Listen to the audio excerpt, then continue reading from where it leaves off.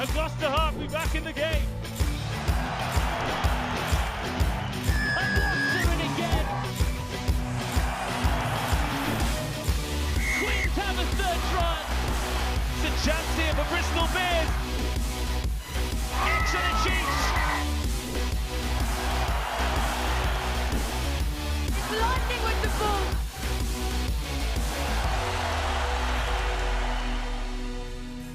Some matches just make you reach for your diary when the fixtures are announced each season, and this was certainly one of them.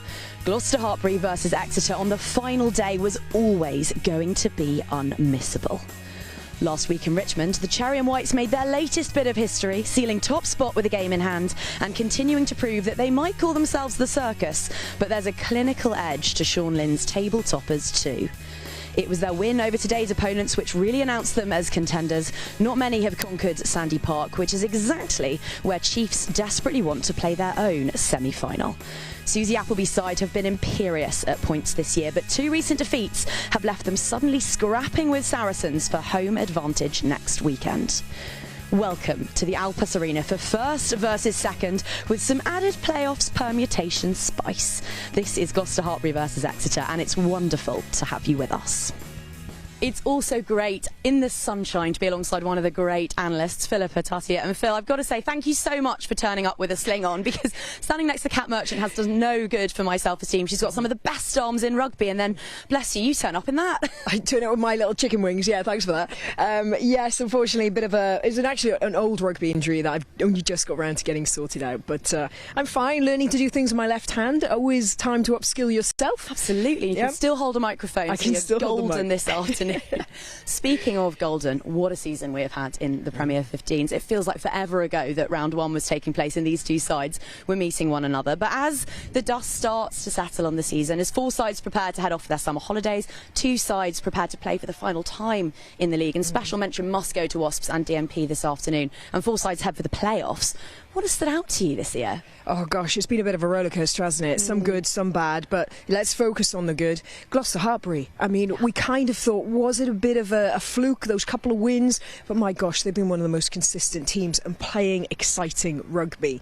But you know what, then on sharp contrast, a team like Sale, who have slowly built throughout the season, and actually I thought their first half against Gloucester Hartpury last week was brilliant. So testament to what Rachel Taylor and Katie Daly-McLean are building there as well. Absolutely electric. Yeah, that first 40 was scintillating stuff. We're hoping for more of the same this afternoon. So let's zone in on the playoffs, because they're right on the horizon. We've got our protagonists, we've got all four lined up, but it's a matter of who will be at home in that second semi-final. If Exeter get the job done today, it's them. They invite the three-time champions into their own backyard next Sunday. But if they don't, and if Saracens win at Franklin's Gardens, then it's a different kettle of fish, because it's going to take some doing to wrestle the title away from Alex Osterbury's women.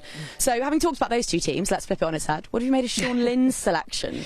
Yeah, it was an interesting one, I must be honest. But it's great to see that he's giving some opportunities. He's utilising the whole squad. And ultimately, you know, to be as successful as they've been, that's not just about your starting 15, that's not about your 23, that's about having a fantastic big squad. And he's got that strength and depth. And I think it's just reward. These players that we're seeing out today, they've been there every single training session, putting in the hard graft. So it's great for them to get a shout out. And ultimately, every player wants to play in that semi-final. So it's a real opportunity for some. It's also a little bit win-win for him, I imagine, because not only does he get to manage his players, and the superstars like Mo Hunt, Claky George, Zoe Allcroft, Sarah Beckett, they all get a week off. But if the youngsters don't get the job done today, and if Exeter do take the win, then at least they're sending Saracens, who are in impeccable form right now, down to Sandy Park next week. Must be nice to be Sean Lynn right now. I know. What a lovely position to be in. Win-win, like you say. And, you know, you talk about the home advantage. It's never more prevalent than in a semi-final. For Allianz Prem history, no one has won an away semi-final. It's all been the home advantage, so it really is key for Exeter. Absolutely massive, and they're under a lot of pressure as a result of those 10 changes to the starting lineup and the fact that no one wants to go to the StoneX Stadium. Do you think they will feel that, particularly in the light of the fact that they've suffered 2 defeats in their last 3 matches? Well, you know what, it depends. You're a glass half full person, and ultimately, you know, those 2 losses was a real opportunity for them to look deep, analyse, reflect and learn. And I think that thumping that they put on Wasps was, you know, had a bit of edge about it. It had a bit of we've got a point to prove. So actually, hopefully they've been exposed, they've learned, and potentially could be coming in the strongest way possible. We've just said analyse. You're one of the very best in the game to do it. I know you've watched those two matches back. Did you see a common theme in those two very narrow defeats? And can Susie Appleby put the inaccuracies right ahead of a semi-final? Yeah, you know what? To be honest, they were tight games. They were close games. There really wasn't that much in it, especially when you look at the Bristol game. I mean, Bristol were just fantastic. You know, they've come into some real form of late. But if we look at the Sarries, the one thing they did do was they managed to slow down the big ball carriers of the Chiefs. You know, they've got some of the best carrying ability across the field. They have fantastic gain line success, and it's the fact they can push the defence back, disorganise them, and then play is how they score their tries. So Sarries really fronted up, and that's going to be a real note for Gloucester. If they want to keep Exeter at bay, they've got to try and hold them back. Very interesting indeed. The scene is set for a really intriguing tussle. Plenty of new faces, as we've mentioned, in the Gloucester Hartpury lineup. Exeter Chiefs are throwing the kitchen sink at them this afternoon. As we said, it was in round one, our first live stream match of the season 196 days ago, that we got things underway with these two sides. Plenty has changed since then, but some things remain pleasingly constant. Gloucester Hartpury and Exeter always go hammer and tongs at one another. Philippa Tuttier is always class in commentary, especially alongside Simon Ward. And Sean Lynn and Susie Appleby are always a delight to chat to. So let's get the thought of today's head coaches. Sean, your side is called the circus, so let's start with the elephant in the room, as it were. Heavy rotation today, and as much as it's still a squad full of internationals and young talent, what's the thinking behind that? Yeah, look, I've got some girls who are carrying some niggles, you know, and we got a semi-final next week. And look, the side I've put out today, I've got full confidence who going in against Exeter, who are a very strong team, but the 23 we've picked today, we know can do a job. And there is confidence there that there is a win to be had today, and that's momentum, I suppose, building into the semi-final, even if it's not necessarily the side you'll pick for that occasion. Yeah, no, definite, and momentum is everything in sport, and I've said it from the beginning how we always need to be building up momentum, but it's the girls now making sure that we get that attention to detail, and girls are going to be putting their hands up going into the semi-final next week. It's just the third time this season we've seen this front row, and only the second that we've seen Bianca Blackburn and Sophie Bridges starting as your halfbacks. So what's the key to getting those less tried and tested combinations clicking, and under the sort of pressure they'll come under today? Yeah, good research. Yeah, look, girls need this exposure. I'm playing in a big game like this today against Exeter, who are coming here. They need points to get that home semi-final. It's big for them, and making sure that we are looking at combinations going in for ready for next week. And just finally, it's all but nailed on that you'll host Bristol next weekend. Are there any similarities between Chiefs and Bears that will allow you to put some things into practice today? Yeah, there are, you know, and we watched the Exeter-Bristol game last week. It was a great one to review as a squad, and there are some similarities. Both teams like to keep ball. Both teams are decent in the red zone when they're driving more, and that's something that we've been looking at. Thanks for your time today, Sean. Always great to chat. Lovely, thank you. Susie, 80 minutes to ensure that you host rather than travel to the reigning champions. How has preparation gone, and just how essential is the result today? Yeah, training's gone well. You know, we had a nice game at home last week at Sandy Park, which is really nice to go back, and the fans have come on the road again today. They are amazing. So a good win after a couple of stuttery performances, I think I'll label them.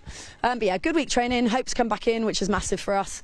We had a couple of switch arounds, but you know, we're raring to go. You can't underestimate how important this game is. You actually speak a lot about winning being a habit, so touching on those two losses and on that Wasps game, what did you learn from the two defeats on the road, and how important was Wasps last week? Well, it was massive. You know, I'd say, you know, wins on the road. The season has ebbs and flows, doesn't it? And ours has been very much a peak all season prior to the Six Nations. We come back in and there's a couple of setbacks in terms of personnel missing, and we found out how critical those personnel are, but they can't be that critical. And, you know, we've had two losses, but one was 29-22 on the road at the Stonex, a really difficult place to play, and the other was 21-24 at Bristol, again, who are coming into form. So, you know, there's no panic going on. It was a nice settler to host Wasps last week, and you know, the girls are feeling really good. You know, we like to play ball, as do Gloucester. Of course it's important to try and get a win and get a home semi, but we're ready to face Sarries no matter where we play them. Were you expecting Sean Lynn to make 10 changes to his starting lineup this week? And either way, how do you prepare to face a side that are safe in the knowledge that they have a home semi-final and therefore might not throw the whole kitchen sink at you? You know, Linny's in a brilliant position, and fair play, they've been very consistent all season. The fact is, they're still fielding a pack full of internationals, and they're massive. And then there's more internationals come off the bench. That's the recruitment bit. And then a really, really good set of backs. So, you know, we're under no illusions. You know, they've managed their squad really well. They're in a fortuitous position where they field a bit of an adjusted squad, but it does not change our mindset and what we need to do today. And just finally, this is only the third time that we've seen Brooke Bradley wearing a 15 jersey for Chiefs, and the other two are in the Allianz Cup. So what do you like about her as a fullback that means she's ready to step up today? Brooke is very quick. She's very instinctive. She loves to find space. And she loves to play. She's actually probably finding it easier to play at 15. Not quite so much pressure on that decision-making element, but an ability to, as I said, explore that space, just be herself on the ball. So, you know, this is the last chance you get to look at it before a semi-final comes along. So giving Brooke is the perfect chance today. Well, we're looking forward to seeing her and the whole team. Go and enjoy yourself. Thanks for your time. Cheers. Thank you. Good afternoon, everybody. Welcome to the Al Pass Arena, bathed in sunshine. An absolutely beautiful day in the southwest, and everybody really looking forward to this matchup. First against second in the Allianz Premier 15s.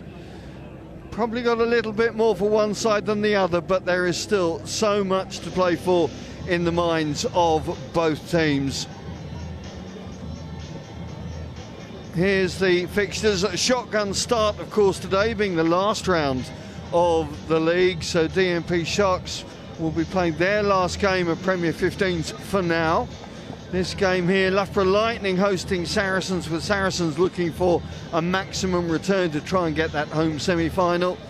Worcester hosting Harlequins at Sixways, and then Wasps, similarly to DMP Sharks, playing their last game of Premier 15s for now as they're hosting Dave Ward's Bristol Bears. There's the table as it stands, and as you can see, things at the top are a little bit tense. Gloucester Hartpury know they've got a home semi-final. They know they're going to be facing Bristol Bears, or they're guessing that they will be. It's the second and third that's still in position to go either way, and that's why these two games are absolutely critical this afternoon. Let's take a look at the two-team lineups, beginning with Gloucester Hartpury. Sean Lynn making 3 tactical changes, 8 personnel changes from that Sale Sharks game last week. Most notably maybe Blackburn and Bridger in that half-back spine. Karen Lake's in alongside Rachel Lund in the centre. A new second-row partnership with Tuipulotu shifting back to join Sam Monaghan. And then Siwan Lillicrat, the controller at 8. Her presence is going to be very important for this team. Exeter Chiefs just running out in front of us. Understandably, not so many changes from them. 3 tactical, 2 personnel from that win over Wasps. 2 new props for Emily Titosi, both of them American Eagles. Hope Rogers back from suspension. Charlie Jacobi, only her second start, replacing Dalika Menin. Adjusted back row in Fleming's absence. It allows Maisie Allen back, and means Ebony Jeffries will swap to the other side of the scrum.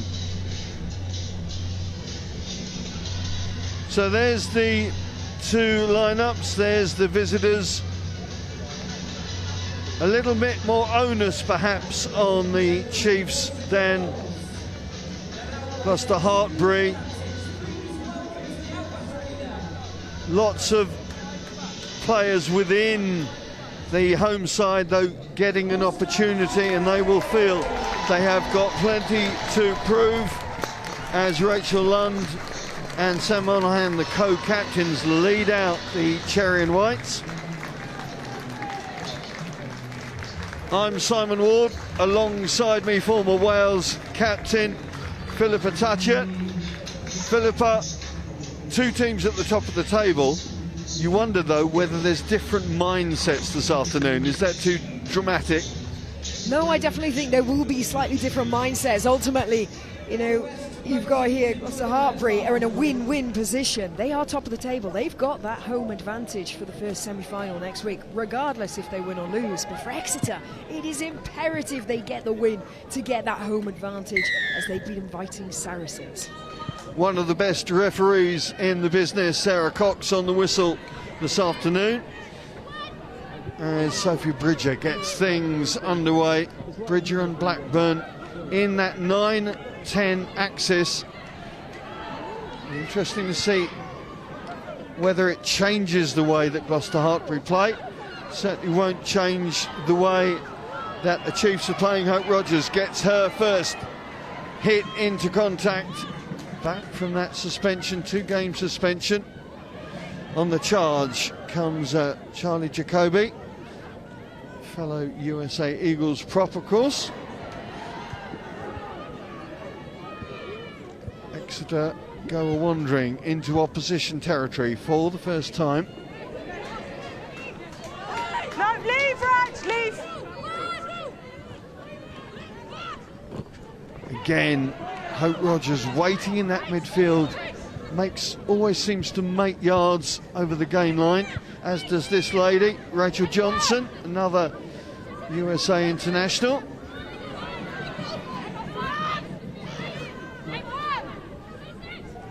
It's an all-American affair at the moment, because there is Gabby Cantona. The continuity was great up until that last moment, but good early start from the Chiefs. Yeah, really good spell of possession there, wasn't it? Seeing those strong ball carriers like we know, Hope Rogers, great for her to be back in. She's been missing the past 2 rounds, but what an asset she is for them. Such a strong ball carrier. Unfortunately, couldn't make a most of that breakthrough there, but that's pretty much a sign of what's to come from the Chiefs. Now this is going to be a real area of interest this afternoon, because on the home front row you've got Muir, Powell and Delgado, and it's a North American trio for the Chiefs with Hope Rogers, Titosi and Jacobi. Jacobi making only her 2nd start in Exeter colours, her 1st start indeed since the end of January.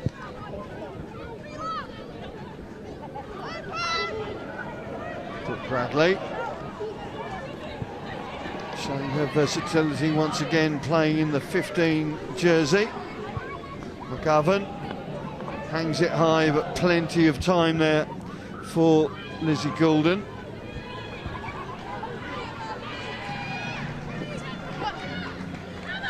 Blackburn, Good counteract. Ball's out. trying to get in there, and the ball comes out to Nicola Friday. Tackle. The Irish captain, such a key character, let alone player, within the visitors' setup. McGovern. On the charge comes Ebony Jeffries. McGovern, who has made such a difference to the way that Exeter can play this season. Jacobi gets through one. Ball's out. Presentation is not good. You've got to stay on your feet. You're within the 1 metre. You must be on your feet when you collect the ball. Early penalty advantage there from the Chiefs. Again, a lot of possession, a lot of strong carries. Gloucester Hartpury just getting a bit frantic, desperately trying to turn that ball over, Can't hear you now, get them out of their half. But this is a good choice, I think, for the Chiefs. Go for the points now. They've had that spell of possession, they've poked, they've prodded, they haven't quite got through, so come away with some points from it now.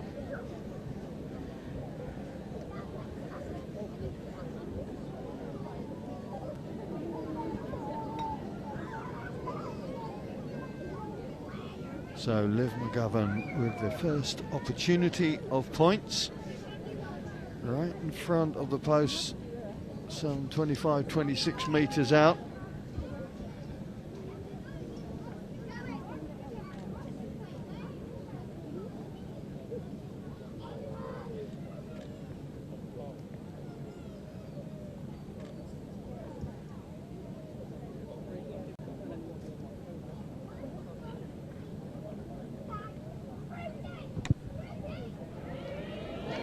Swings it round, swings it through, and swings Exeter Chiefs into an early lead.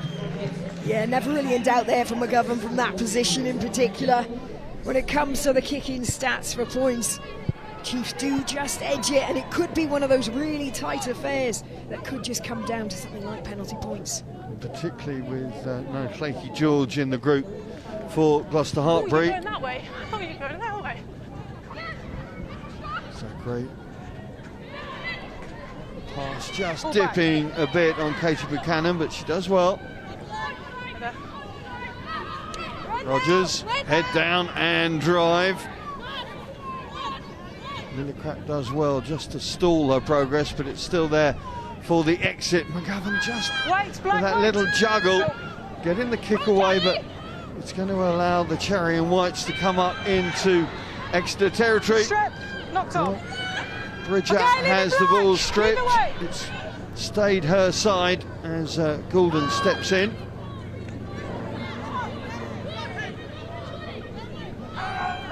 Blackburn again, the lack of pace on the pass, allowing that black line to move up so easily. Sam Monaghan trying to change that dynamic, but look at this. Leave it now, leave it Black, we're all off our feet. Blackburn now inside her own half. Little dribble kick there through, working. Matthews up in support. Great kick from Goulden. Having her third start at 15, but 4 starts have been at fly half, including that first game against Exeter in round 1. There's the break. Maud Muir finds McGovern hanging on to her feet, but still takes Gloucester for the first time into the Exeter 22. Monaghan gets the call. Oh, the little show and go.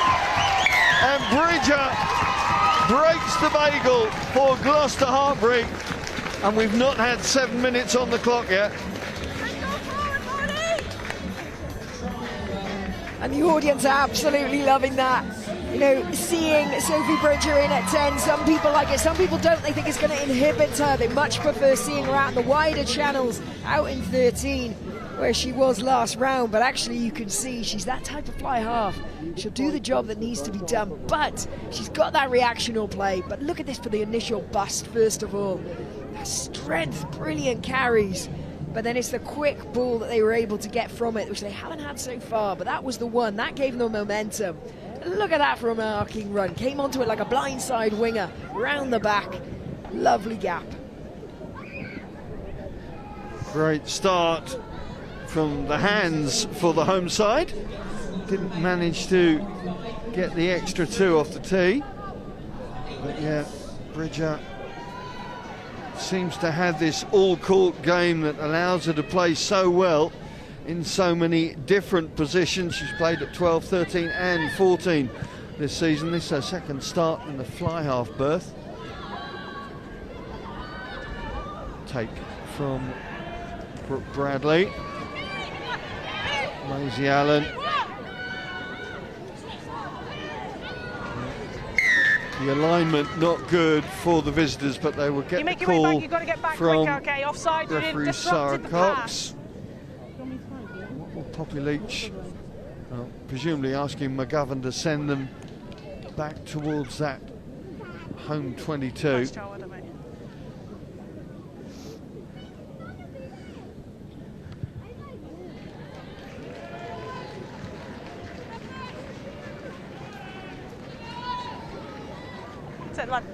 So, line-out opportunity for the Chiefs. Emily Tuttosi, the Canadian number 2, just outside. Hang on, right, Gloucester have got the line. Okay, Exeter, step over. Step over. Step over. Leach, the front jumper. Friday at the back, but it's Leach who sets it there for Allen. On the charge comes Cantona. And the front football setting up Exeter Chiefs for this attack inside the 22. Out you go.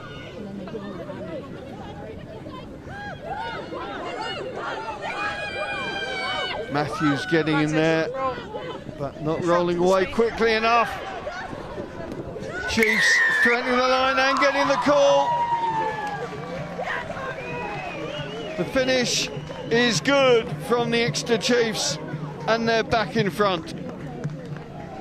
Lovely bit of play there from the Chiefs. Really nice setup off the line out, particularly how they work their pod structure. So quite often when you see forwards out on the line out, you think it's going to go to them first as a carry, but they didn't. They used Cantona on the first ruck, kept the forwards out to be able to ruck on the second and third, which gave them that quick ball, which gave them that edge. And then, can you believe, Hope Rogers, she appears in the wide channel more than a common fullback. I mean, she is brilliant. Her work rate, her effort to get out there in those channels. She's hard enough to defend when she's in front of a pot of forwards, but when she's up against the backs, you always know she's going over. That's a dozen 5-pointers for the Exeter Chiefs. Loose head. Just seems to come up with the goods at the critical time, does Hope Rogers.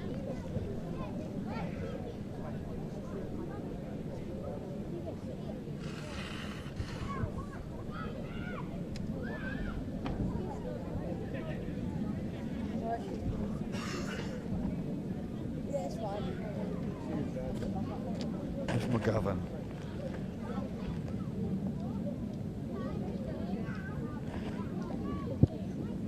Good contact and a good kick. That is two very important kicks from the tee for the Kiwi kick up from the visitors. Right, which way you go? Okay. I think we've got to sign how this game is going to go. Yeah. And it's going to be entertaining. Certainly is. 2 tries inside the last 3-4 minutes. Bridger sends it back to her opposite number. Call comes from Rachel Johnson. Johnson's physicality giving her the number 8 shirt once again. Kate Zachary out in the centres. I think she's played more in the centres probably than that number 8 this season. All back. USA captain.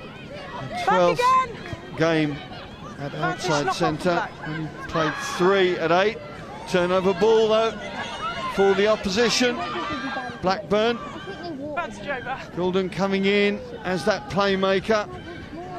Quick transference out to Ellie Rugman. Nowhere for her to go though. Good support coming in from Karen Lake. Great to see her back on the park.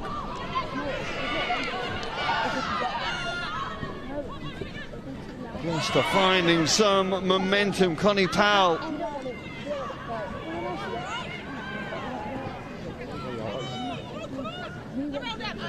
Blackburn ordering Tuipulotu coming round with a bit more than a rumble in mind. But great work from the Exeter Chiefs defence, but I'm not sure that wasn't Gloucester Hartpury almost shooting themselves in the foot there. Yeah, it looked a little bit scatty, didn't it? Especially towards the outside edge. But credit from Chiefs, they held strong, they kept their defensive line, they weren't opened up. Look, not coming up with huge urgency there, sticking on players, waiting for the opportunity, look, to go in for that ruck. The restart hasn't gone as far as they'd hoped, and it just gives the home side another chance to batter the black line. Bridger throwing it wide. Comes loose though, Zachary it is. Zachary gets the ball, it's a foot race from 45 metres and nobody is going to get to Kate Zachary. Superwoman does it again, doesn't need a Kate this time, but another very significant try from the visitors. Oh, Kate Zachary, just stop it. We liked you when you played 8, now you're playing 13, you've unleashed this whole new side of you. Absolutely fantastic. Is that her 17th try now? It is. She only scored 16 last season, but maybe playing out in the centres allows her a few more opportunities, though, the way she plays. You wouldn't know it, would you? It's absolutely brilliant, but it all came from their defence and that turnover. Like you say, maybe Gloucester Hartpury just shooting themselves a little bit in the foot there, trying to force it, trying to get it onto that outside edge, that ball way too high. Zachary straight on it with the boot. And you know what, sometimes the balls bounce ugly, but that is pretty much perfect bounce. Yeah, everything she could have wished for came to pass.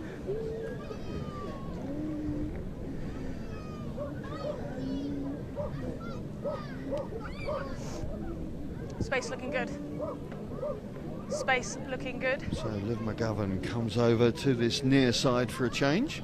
She's been right in front, she's been out to the right, and now she's out to the left. Bit of a breeze coming behind the Chiefs in this first half. That affects the trajectory of this kick.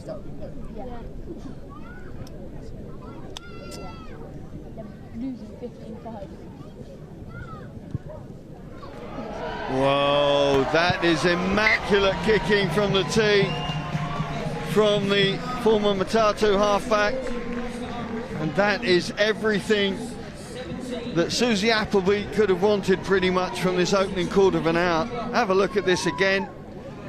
Again, Zachary showing her footballing skills and getting the bounce that she was striving for, and Exeter Chiefs getting the start that they were after now.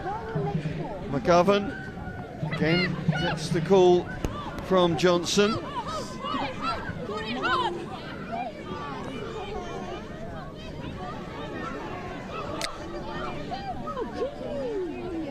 Quick transference.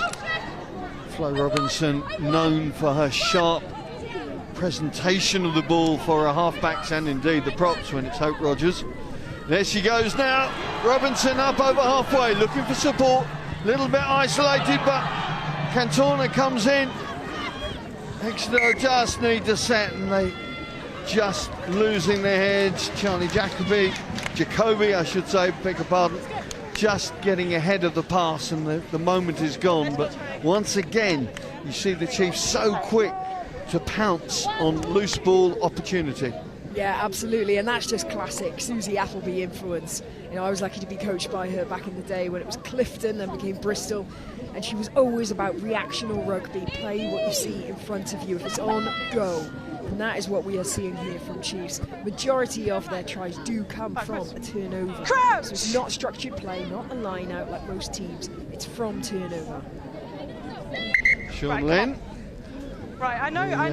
Hartpury coach was talking to me all about momentum. He knew he had to change a few. Here's the scores from the other ground, because Saracens getting an early score against Loughborough Lightning. Jess Breach taking the handbrake off and sprinting away for that 5-pointer. Saracens getting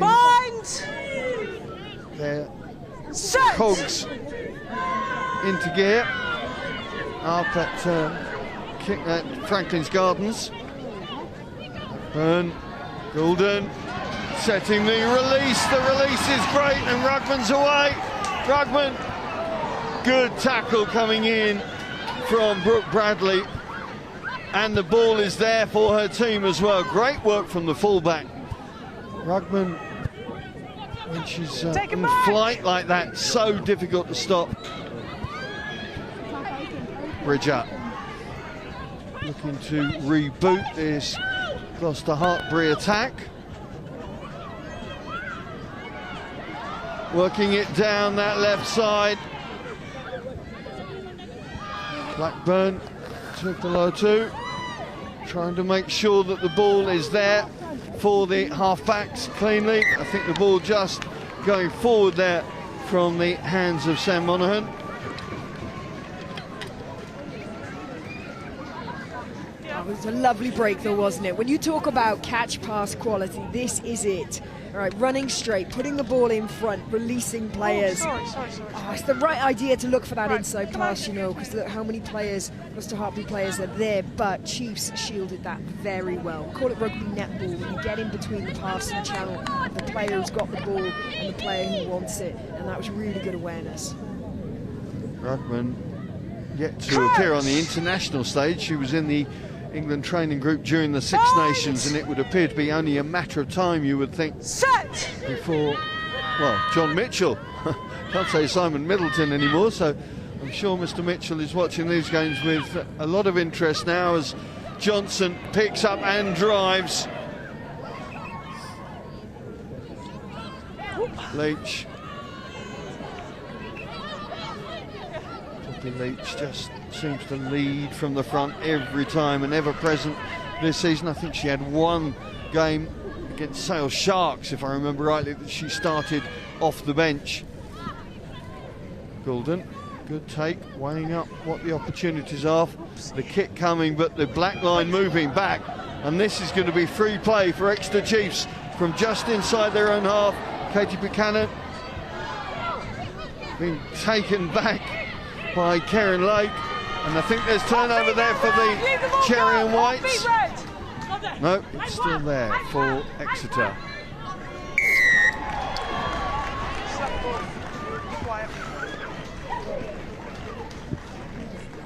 Really good defence on the edge there by Karen Lake. You know, biding her time, knowing that that fender was coming in. So just waiting to chop that arm down, get in, get the player down. Really good defence. The Welsh Centre's first start since the 3rd of December against Wasps. Really good to see her getting that double digits on her back.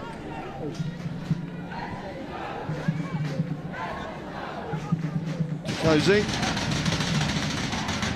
with another chance as the drums begin to come out. I presume that's drums and not heartbeat. Sam Monahan doing very well there. The release is there for Lillicrap.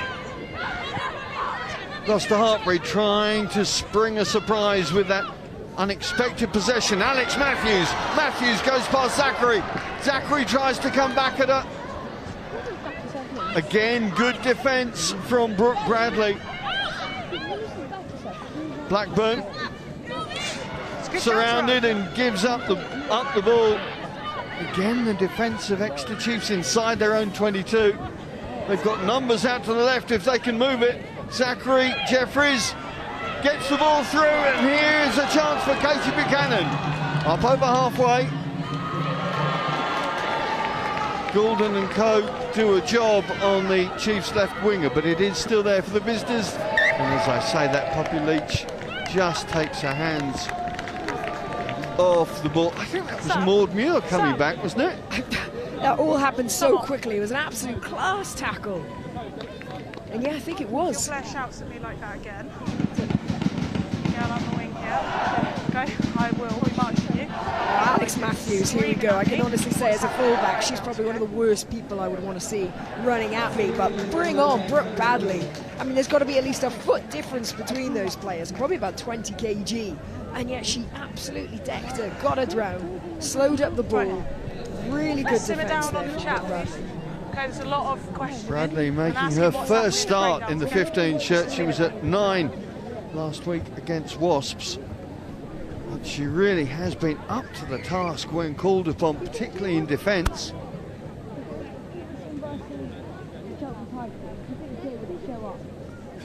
Exeter making the most of the slim windows of light that appear in that Cherry and White's defence. And there was the 19-year-old.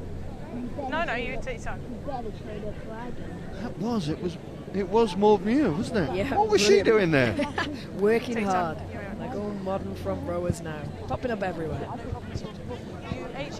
Fun in the sun so far, but maybe not quite so much fun for those in Cherry and White. Yeah, send her on, mate. Send her on. Poppy Leach, still I think the women's head coach at Exeter University, if I remember rightly. And I think they've done back-to-back championship wins in the Bucks tournament.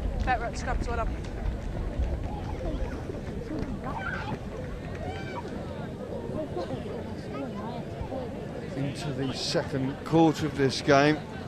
Is that Karen Lake coming off? I think it is, isn't it? Okay, so oh, that's really frustrating. Wales really missed her when she had her time out from injury during the Six Nations. And really hope that she'd recovered fully and was going to see the season out strong. Let's just hope that this is precautionary. I think that'll be, is that Mia Venner or Sophie Tanduian? I think it's like Mia Venner to me. Bind! Set! So an early change for Gloucester Hartpury. Lillicrap.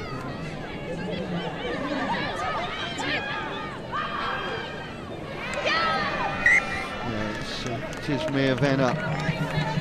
Just see, guessing that she's going to go to full back, and it will allow Bridger to move out back into the midfield, and Lizzie Goulden to step into a familiar position at fly half. Looks to be the case. Crouch! Binds! Set! Plenty of Chiefs fans made the relatively short journey up the motorway for this one. Good scrum from the home side, really appreciated by the home fans around us. Collapsed under pressure. You see Cecilia Tuipulotu, what an asset she is to this team. Was in the front row last round, but showing her versatility. She's second row as well. Again, she's such fantastic for Sean Lane. He's got so many options. And when you consider as well, Niamh Jones, the Irish hooker, she's on the bench, giving way to Connie Powell. The strength and depth is just incredible. Kobe struggling there with the weight coming through. Maud Muir and Co. Matthews sets the ball up. Connie Powell comes in to steer them all. Same ball, just not going anywhere fast. So Blackburn, Bridger in at that first receiver to feed to Tuipulotu. Continuing the work to that left-hand side with Connie Powell, already announced that she'll be in Harlequins colours next season. No, Amy don't Cocaine, pin her of course, in, is use your ball. going back to the Midlands. There she is.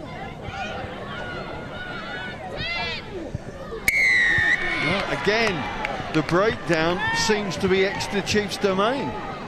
Yeah, really good timing on it as well. They're not going in on every ruck. They're waiting to just find that contact that's a little bit on their terms. So not a dominant carry from Gloucester Hartpury, and more importantly, that second person just not being in the right body position to really seal over. And that's when they're taking their opportunities. So it's patient, but they're choosing the right time. I thought she was out the way quick enough there, right? You were just slow to arrive, all right? Take the end of the line, Gloucester. Take the line on board, please. Quarter of an hour to go until the turnaround. And very much Exeter Chiefs half certainly on the scoreboard. Friday takes well, flipped out to Cantona in at fly half. McGovern now will be looking to orchestrate the second phase. Pass not as accurate as they would have liked. Awkward bouncing ball, and in the end the knock-on was inevitable, really. She just fumbled it into her knees and then she went back just to a bit her. fractious, wasn't it? Always the best referees in the stands, right? Too hot for you, is it? Always the best referees in the stands. I think one game they ought to bring a whole box of whistles and feed them out into the stands and see what happens. Let's keep that standard. Right, scrum put in for Gloucester Hartpury. Crouch! Binds! Yeah, Goulden in at fly half for this. Set! So Bridger moves out one. Rachel Lund still in that outside centre role. Here it goes. Then up, coming off to make the extra. Rugman keeping it alive. Lisa Neumann getting involved there, rucking over, but again at the breakdown there's only one team who seem to be dominant, and they're the team in black. This time it was Katie Buchanan jackling superbly and just not allowing Gloucester Hartpury to stitch anything together. No, initially a nice bit of running play from Gloucester Hartpury. Good pass over the side there, getting to that outside edge, desperately trying to keep it to a line. Bit of a forced offload in a second there. That just means that the contact just isn't on her terms. Like, she fell to the ground, perfect position, incredible acrobatics, nearly doing the splits to get over that ball, but yeah, brilliant turnover. Out! The Chiefs pack set their stall out from the line out, select forward gear and head towards the Gloucester Hartpury 22 once again. What? Robinson, Cantona, McGovern moving out to get the pass away. Bradley just falling just short of the 22, but taken down illegally. So this is free play for Exeter. Leach No advantage, you're good there. unable to get the ball back, so they will take that penalty call from out wide, and a bit of concern on the home bench. Certainly not going their way. It's not critical. They know they're going to be at Kingsholm next weekend for another West Country derby with Bristol Bears coming to town.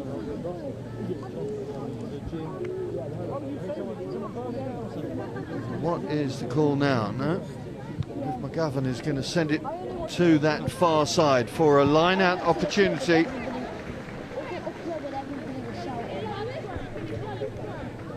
Two tries in the bag for Exeter Chiefs, and don't forget the bonus point may be very important come the end of play.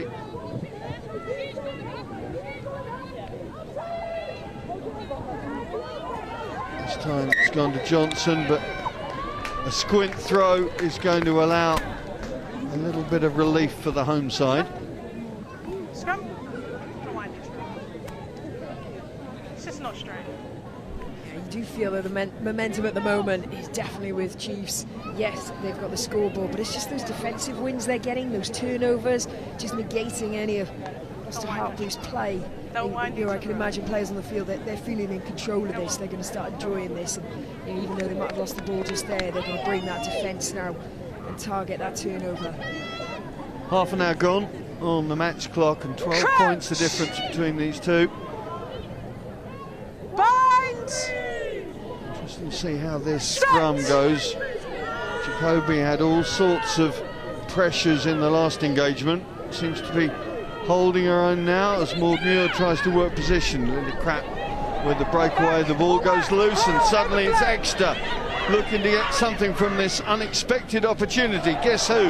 Yeah, Hope Rogers. Hope springs eternal. Hope on the ball. It's moved out quickly. Ball goes loose from Zachary's grasp, and chance for Gloucester Hartpury to maybe, well, draw breath.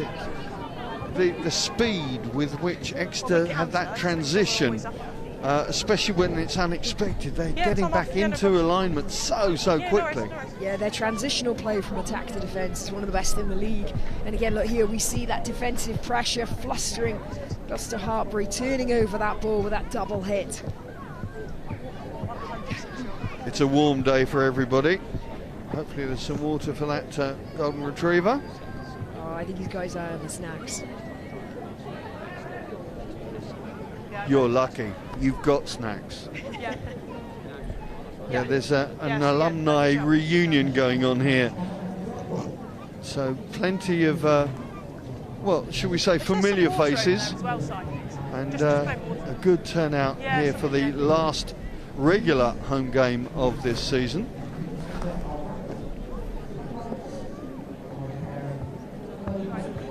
As I say, there's a bit of a breeze at the moment, which should be assisting the Chiefs, and they will maybe want, with that in mind, in the last 9 minutes or so of this game, they may be looking for a little bit extra on that scoreboard. Okay, all ready?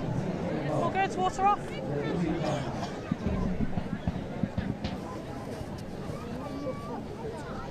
Okay, right, time on.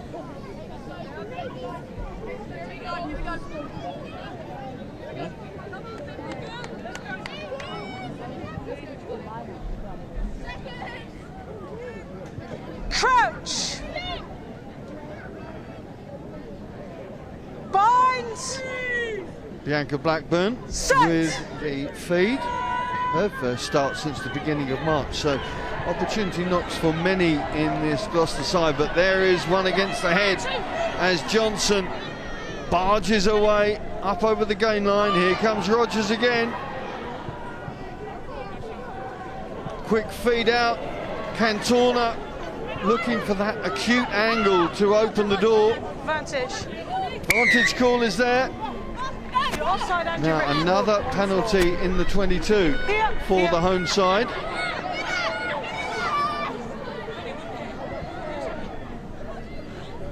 trying to sniff out this third score. Hands away, Red! Hands away! Just short at the moment. Short! Short! All the way through right now. Sarah Cox getting into great position, and there is the third try. It can't be, can it? I'm not sure who's going to take that one. It's either Totosi or Rogers, I think. Yeah, she's getting pats on the back. She's come up with the ball. Yeah, I think it was Hope Rogers again. But that came from defence. You know, really hustling Gloucester Hartpury and forcing them to give away some penalties. They don't do that often. They've managed to keep the penalty count under 10 for the last 3 games.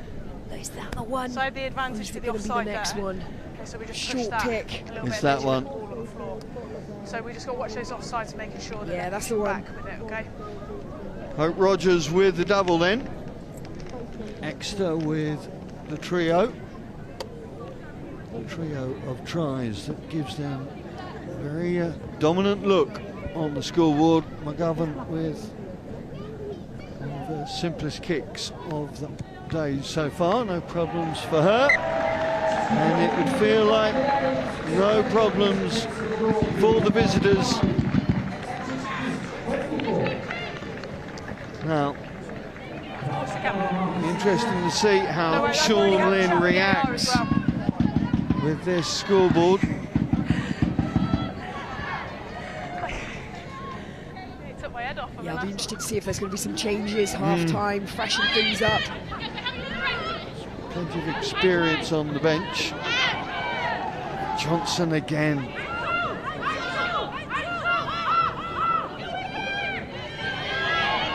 Tackle, leave it alone, Red. She's in the way. Let the ball come. Drop back.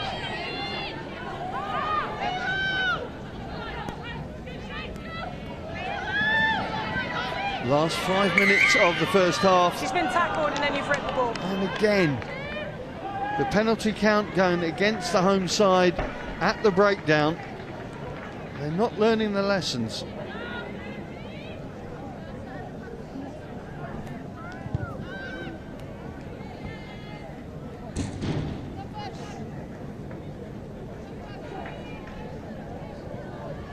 To the line. Just on the end. As we saw at the beginning, 3 points between Exeter Chiefs in second and Saracens in third.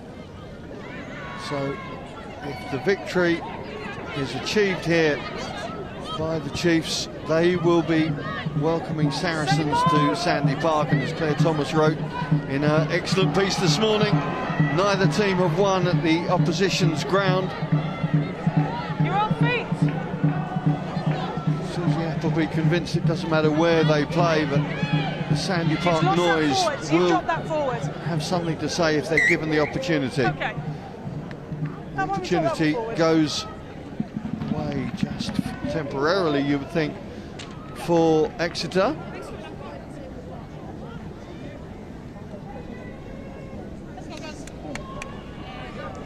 Sean Lynn is doing his knots. Straight up.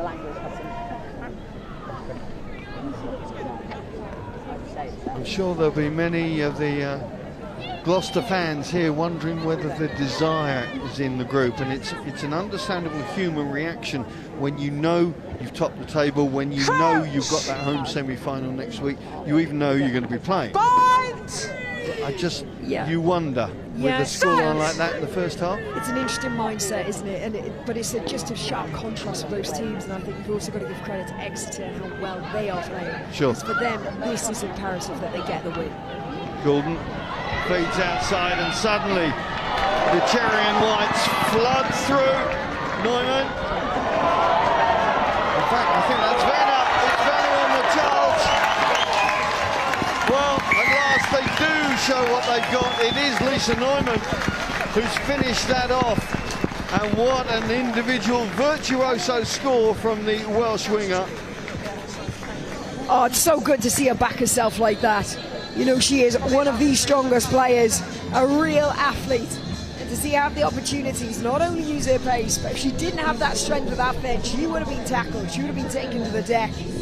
What was key is when she made that initial line break, she kept the ball in two hands, which makes you think as a defender, it almost takes your urgency out of the hit because you want to be aware that there might be an offload. So just watch it when she comes through now. There, straight away transfer, look, two hands. So as a defender facing that, you're thinking, where's she going to pass, where's she going to pass? But no, sits the player down. And look at that next player coming in, Nicola Friday.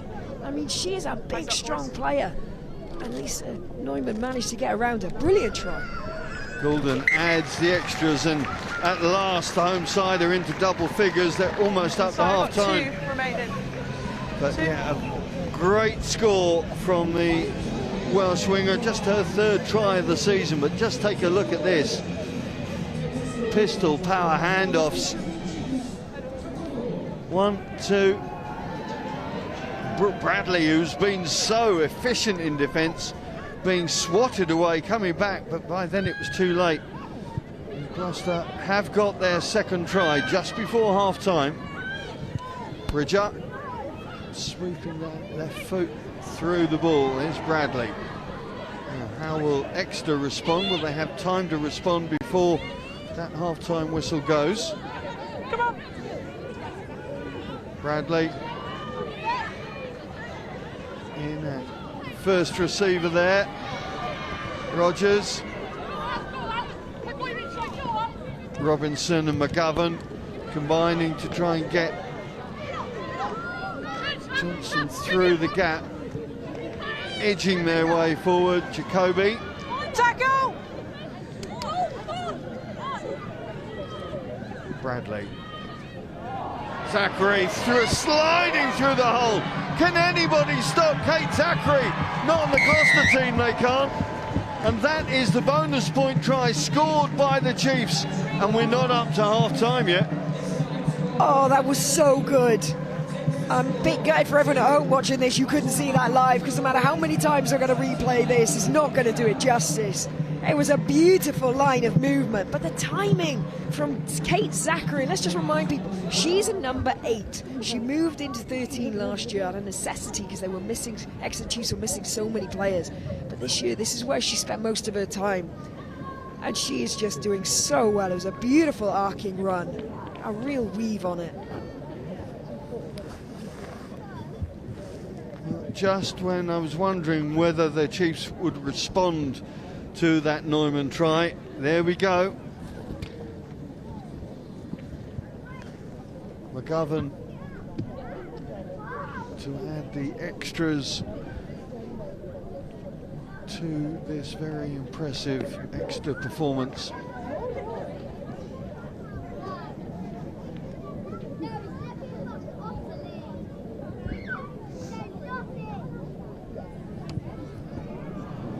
Unable to bring it round for the first time, but the half-time whistle signals a very, very impressive 40 minutes from the Exeter Chiefs. 41 points on the board in total, 4 tries to 2 though. Exeter in control at the turnaround. The travelling fans enjoying what they've seen so far. Bonus point in the bag before the break. Exeter on their way, it would appear, to a home semi-final next weekend. It's been an American quartet of tries, 2 from Kate Zachary, 2 from that lady Hope Rogers. As Exeter find that cutting edge almost at will, it would appear, with what we've seen, whether it's up tight and close and personal or out in the wider reaches for Kate Zachary to stride through. It really has been an impressive first half, with that scoreline telling you everything you really need to know. Exeter Chiefs women 29-12 up at the break. Well, let's take a look at the best bits of that first 40, and there's been plenty of them. I don't know whether the half-time break is going to be enough. There's the little kick through from Lizzie Goulden. Almost got her team onto the front foot. And then the break, was it Maud Muir? It was, wasn't it? Look at that from a loose head. Shouldn't be allowed. Yeah, it was brilliant, and that's just what gave them the platform that they'd been missing leading up to that. That bit of quick front football, which then allowed Bridger to come round the back. Look, just sneaking out the back door, and a lovely gap. And we were treated within minutes and thought, okay, this Gloucester Hartpury team, change as many people as you want because they're still on fire. But then, since then, you have to say Chiefs have been the one that have been firing all the shots. And like you say, the American contingent really putting their hand up.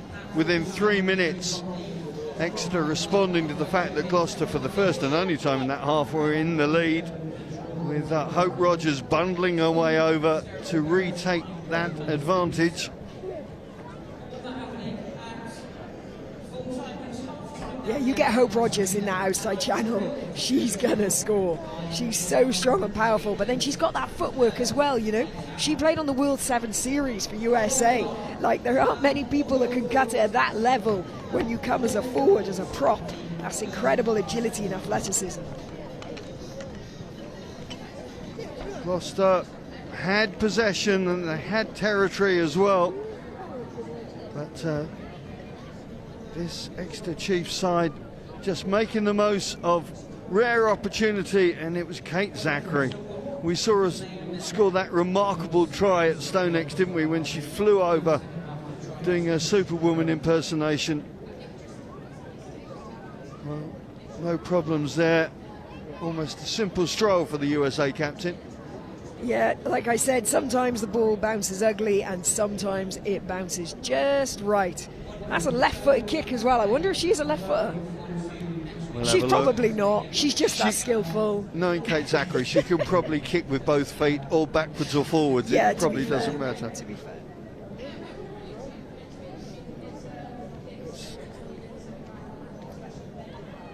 And here is the bonus point.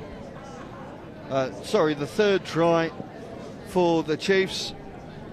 Forwards rolling up their sleeves, banging at the Gloucester Hartpury door, and eventually, no surprise really, it was Hope Rogers who was there to finish things off.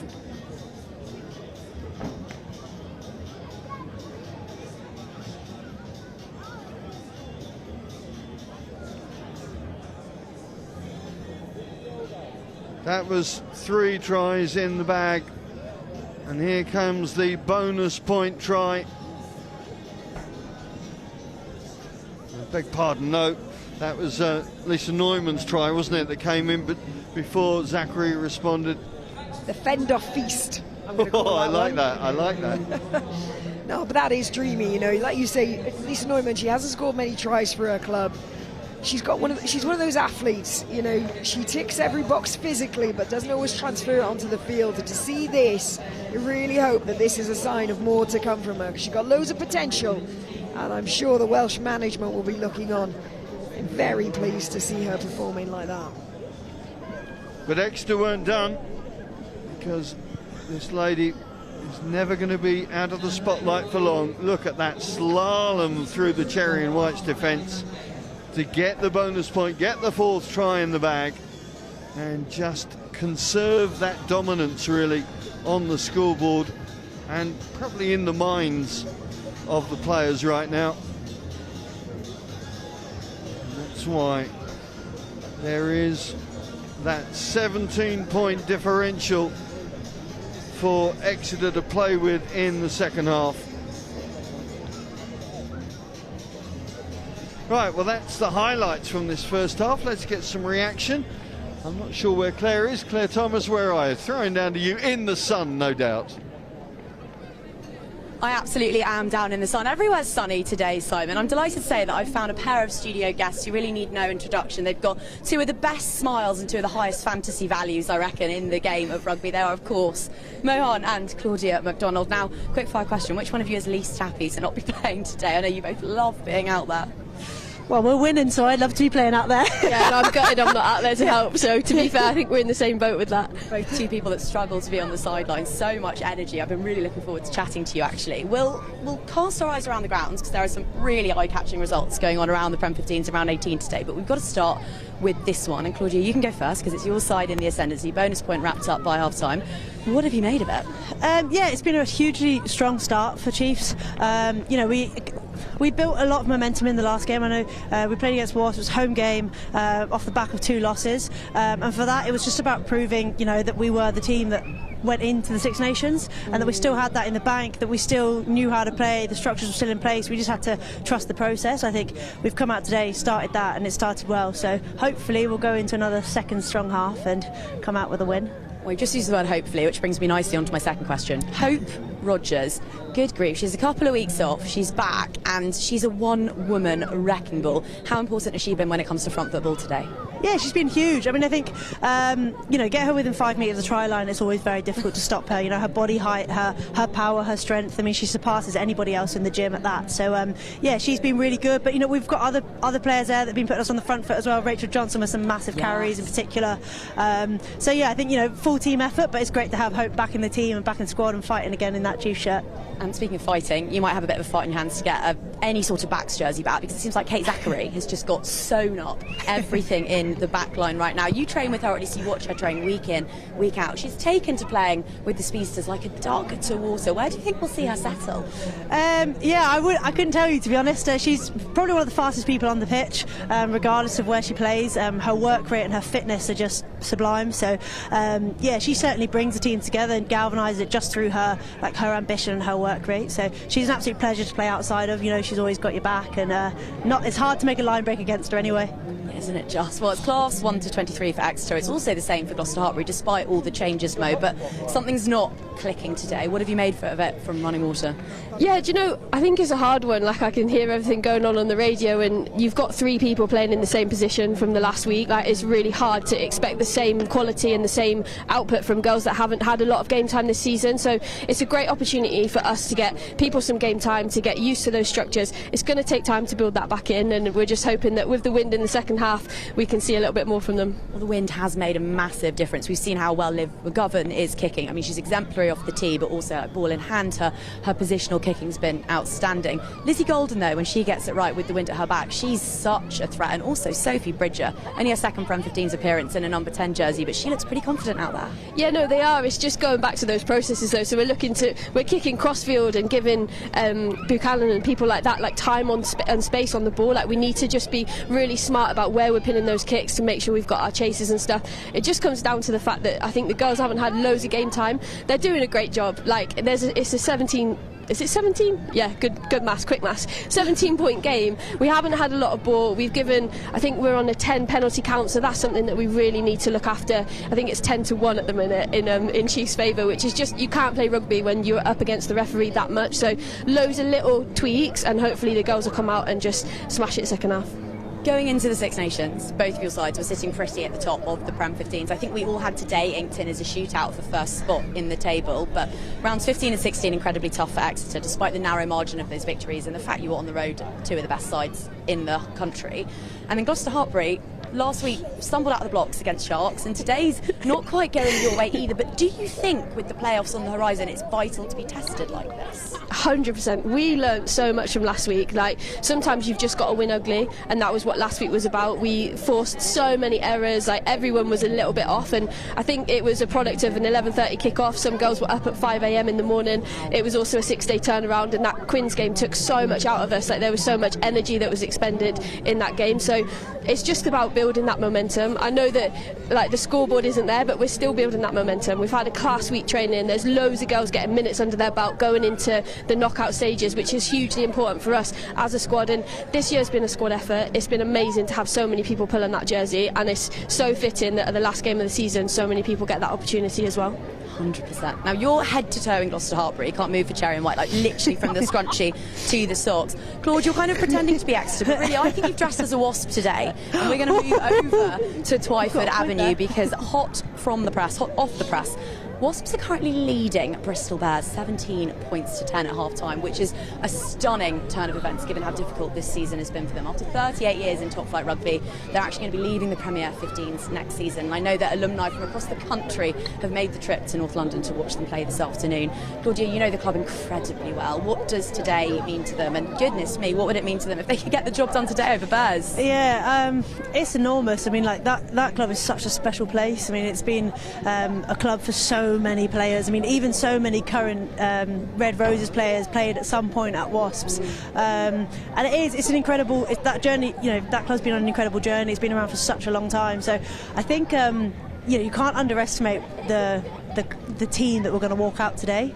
I think, you know, there's a few names there that have been playing for a few years. I think Danica Wilmore's come back into the mix, having had, you know, a little while out, and she played very well against us last week. I'm sure she's playing very well for them again today. But yeah, I think it's a really sad occasion to see Wasps leaving the Premiership, but hopefully it's not the end, and we'll see them back in you know, however long it takes. That would be amazing, and I know that DMP is a side close to your heart as well. So can I just get a word on them and everything that they've contributed to the league over the years? Yeah, again, you know, the year before I joined, you had like Abby Ward, Zoe Allcroft, Katie McLean, Tamara Taylor, like so many names again from the Red Roses that passed through DMP, and it's been a real hub for the North East, and for all those girls that have gone up to all those universities up there, it's given them like hope, and it's shown them what Premiership rugby looks like in particular. You know, I was lucky enough to play there for a year, and they continue fighting, and you can see the resilience in both the squads, and I think we'll see so many of those players dotted around different Prem clubs in the next few years, which will be exciting.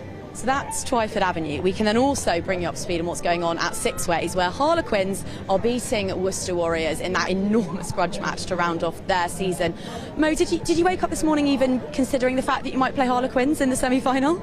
No, to be honest, the way that everyone's talking about it through, and the fact that like Bristol Bears have rotated their team and gone down to Wasps, and just the sadness that surrounds Wasps at the minute with the amount of girls that have left and what's going on down there, I think a lot of people didn't write them off, but did expect that might be a Bristol win, and fair play to them. I think, like you mentioned, there's a massive alumni event down there. I think loads of the girls are going down after this and just cheering on the pitch and stuff. It's so nice. It actually given me goosebumps talking about it, but the fact that they've been able to put in that performance just shows what rugby's about, and that would be such a fairy tale ending for such an enormous club.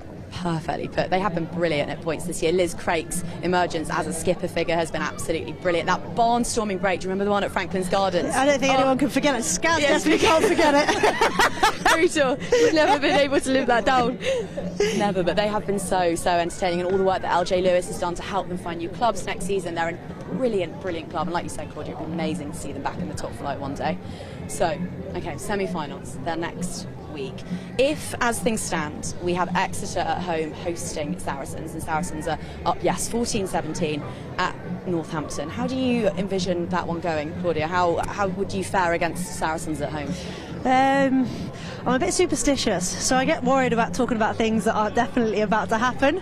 So it's making me nervous that there's another 40 minutes of rugby still to play, and we've got to hold on to this win before we get ahead of ourselves and think about a home semi-final. But having said that, I think I was told at this point in the Premiership nobody's won an away semi-final yet to get through to a Premiership final, and that's a huge stat, you know, for a couple of years. And Saracens are a really big, fierce outfit that know how to win playoffs and know how to win finals. You know, they've proved that they've won all bar one. So I think, you know, to face them in a semi-final, we're probably better off than facing them in a final, and to do it at home would be certainly the easiest way to get there and get past them. What's nice for both of you, though, is that wherever you go, you practically feel like you're at home. This place is rocking today, isn't it? No, it is. They do really good work with the activation around it. We get so many people in, and we've just kind of built that momentum through. I know that at Exeter Chiefs they get unbelievable crowds, and that's starting to happen across the country now, and we're very fortunate that that's beginning to happen here as well. It's been an absolutely fantastic afternoon so far. This has been my highlight, I've got to say. Lovely to get the thoughts of both of you. Mo, you've got water to run and referees to bark at, no doubt.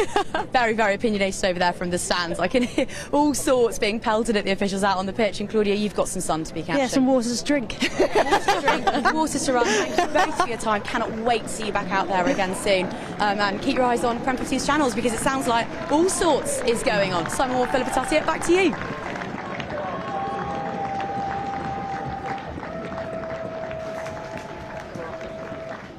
Well, great to hear Mo Hunt and Claudia in chat there with Claire. There's the stats from that first half, and probably that doesn't tell the tale, because much as Gloucester have had plenty of ball, they haven't been able to do an awful lot with it. And perhaps the meters made reveals how much Exeter Chiefs have made of their opportunities. There's these scores from around the ground. The most interesting there from all those around here is that one at Franklin's Gardens, with Saracens just leading by the solitary score. Wasps, leading Bristol Bears on their final game in the league for now. Inside, stop, top. Great pick-up there from Ailey Sinclair. What a take that was from the Scottish winger. No other changes that I can see to either line up, bar Mia Venner's replacement of Karen Lake in that first half. I'm Simon Ward. Alongside me, Wales former captain Philippa Tartiet. Philippa, I know you were having a chat with your countrywoman earlier on. What, is Karen okay? Yeah, just popped down to see Karen Lake, because obviously she left the field injured, and she did say it is precautionary, it's her knee, so they're going to get that checked out. But obviously better to be safe than sorry. For sure. Well, we hope that's nothing too long for the popular Gloucester Centre right now. It's the Exeter Centre, Gabby Cantona, who's muscling her way through, and here come the Chiefs once again. Maisie Allen, been used to scoring tries, of course, throughout this season. Vantage call is there, so free play for Exeter Chiefs. Hope Rogers looking for a hat-trick. No. Sarah Cox getting in good position to make the call, but will go back for that penalty call. There's clearly a hand underneath that. Yeah, just deemed held up, but because there was penalty advantage, Chiefs keep hold of the ball and get to go again. Jacoby sent back from whence she came. Gloucester Hartpury hoping it was going to be a game of two halves, but what we've seen in the opening couple of minutes wouldn't seem to concur with that theory. Quick transfer out. Leach walking into a two-woman cul-de-sac. And there's the finish.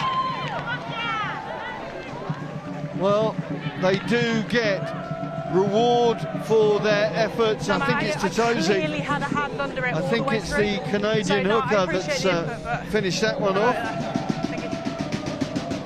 Great way for the Chiefs to start the second half. You can imagine their halftime chat was pretty short and sweet. Keep doing what you are doing.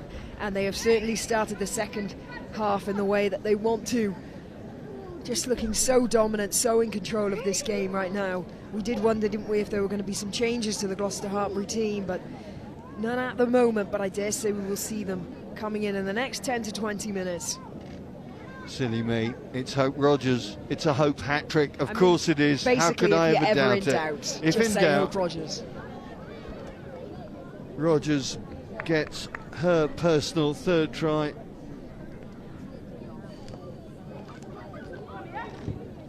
McGovern, well, she's on song, as are Exeter.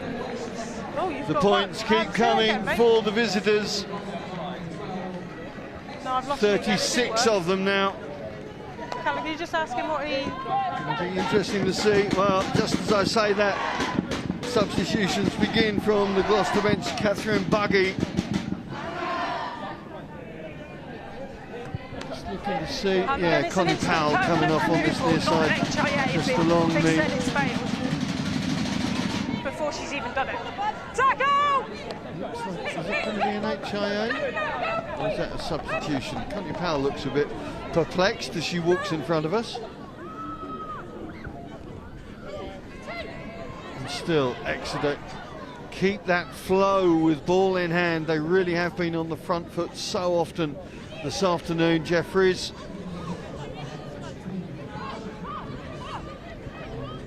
Jeffries played at 7 last week, at 6 this. Ball comes loose and it's Muir who picks it up and says anything Hope Rogers can do, I can replicate. Lillicrat the feed. Bridger throws long. Neumann with Venner outside her. Could be two twins, two peas from the same pod, those two. Lillicrap sets it up as Gloucester work their way up towards the Exeter 22. Lovely offload from Bridger. And this is going to be try time, Gloucester. What a score that was. Tuipulotu finishes things off, but Sophie Bridger take a bow. No question who the architect of that one was for the home side. Yeah, and that was badly needed, wasn't it? You felt if there'd be one more try now going to the Chiefs' way, that would have killed the game, but this just about keeps it in reach. Nice bit of carrying play. Look, the first time they're getting beyond the gain line, causing that defensive line to work back to get onside. Again, Bridger, she's really putting up her hand. Lovely little slice through. And then that offload. Well, Maud Muir's day is done, as is Lara Delgado. Front row changes early on in this second half.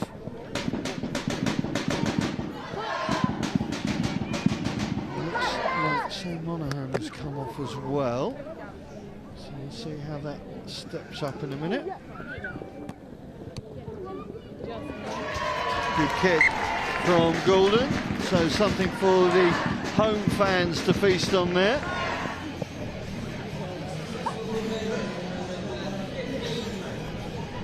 Yeah, and they needed it, didn't they? But look at that offload in behind the defensive line. But the angle of run, the timing of the run from Cecilia Tuipulotu was absolutely spot on. So the entire home front row is changed.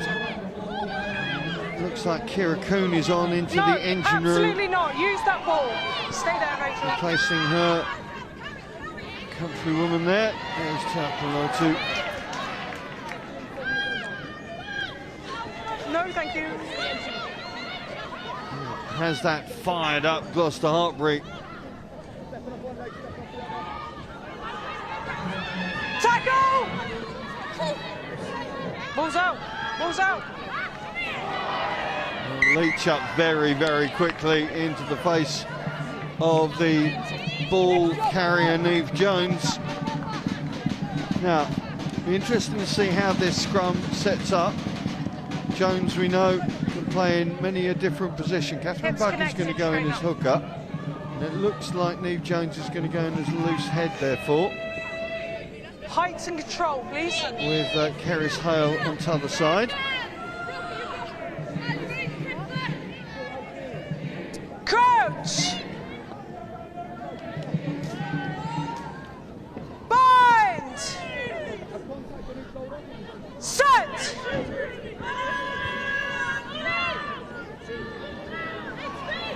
Robinson gets the call over her shoulder from Sinclair. Tackle! Good defence from Thank Bridger. you very much. Again, Johnson does all the hard yards, doesn't she?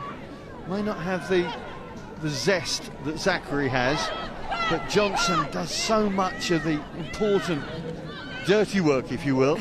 Yeah, she's a ball carrier. You know, route one, you know what you get with her. She always delivers. But it's fantastic. Kip Zachary can be out on that wide channel. Well, the game that keeps giving. Tries galore. Another chance here. Friday. Failed. But it's still there for her forwards. Tackle! Gloucester desperately trying to slow this flow down. No, don't touch, don't touch. Red, leave it! Forwards congregating around the ruck. Hands away, Red! Little by little, Your feet! they sniff out another try.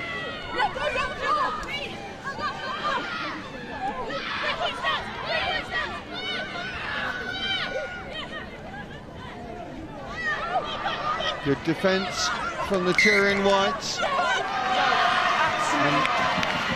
the efforts yield a scrum and a chance for them to catch their breath. Yeah, I have, yeah. Yeah, that was a heavy defensive set.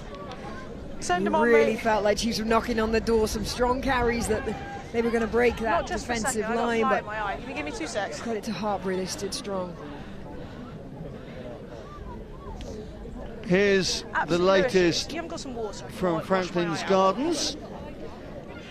They are the England I think we're player clear now, of the don't worry. No, that's season, streaking away to just confirm a little dominance for Saracens. In fact, that's Loughborough coming back, but Saracens hitting back, and Poppy Cleal can't another one you can't keep out of the news for long. It's disrupting the breakdown, and then once you're out of play, you've just got to leave it. Yeah.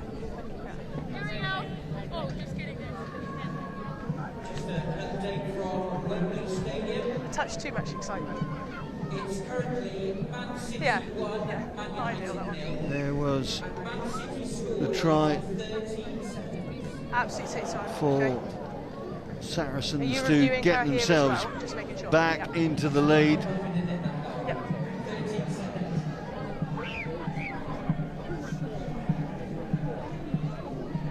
And then May Campbell Right in my getting eye. another one in the bag for the Good defending also, mate. champions. They looked like they were moving back well on that back foot. From this breakdown stuff.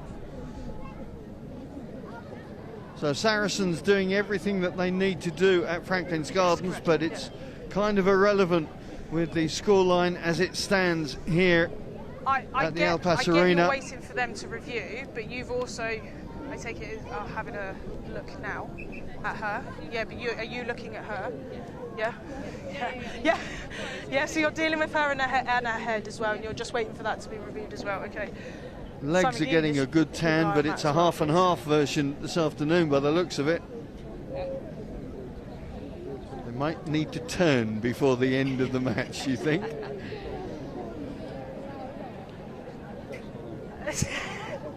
I did, yeah, I did.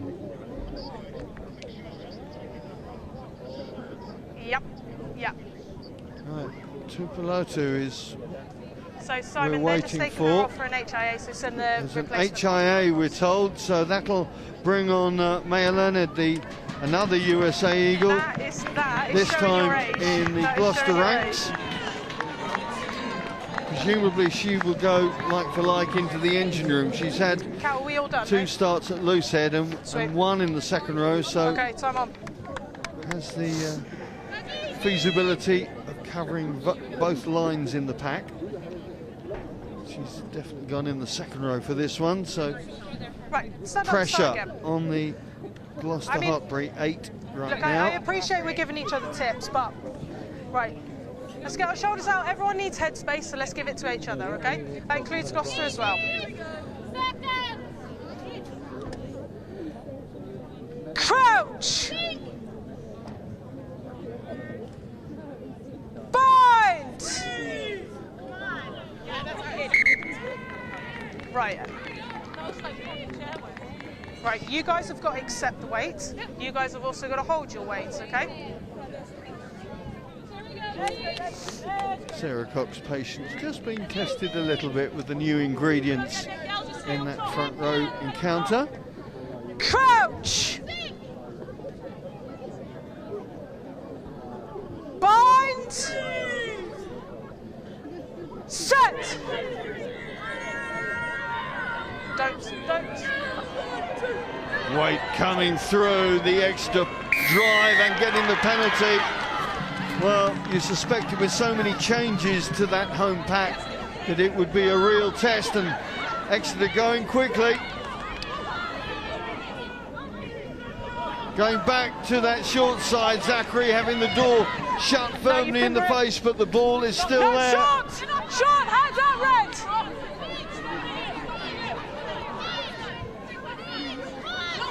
Let it come! Scrabbling for the ball. Trying to ease it over on that far side.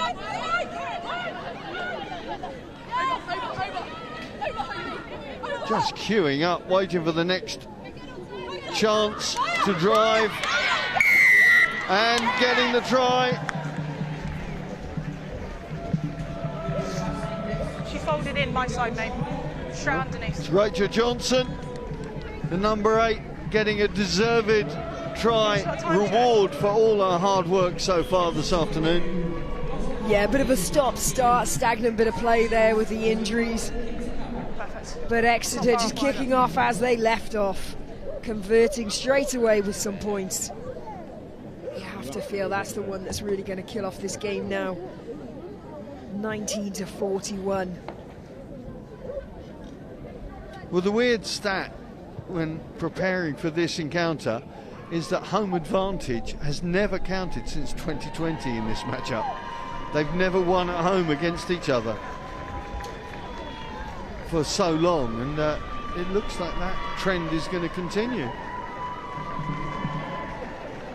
But that stat about the semi-final was very interesting. In Allianz Prem history, no away team has ever won that fixture. Home advantage is crucial when it comes to semi-final time. And at the moment, Exeter are on the way to get that. Likewise, Gloucester Hartpury already have that in the bag. Yep. Very interesting to see how the games play out next weekend. Of course, we know it's going to be Gloucester Hartpury against Bristol Bears at Kingsholm. It looks like it's going to be Exeter Chiefs against Saracens at Sandy Park.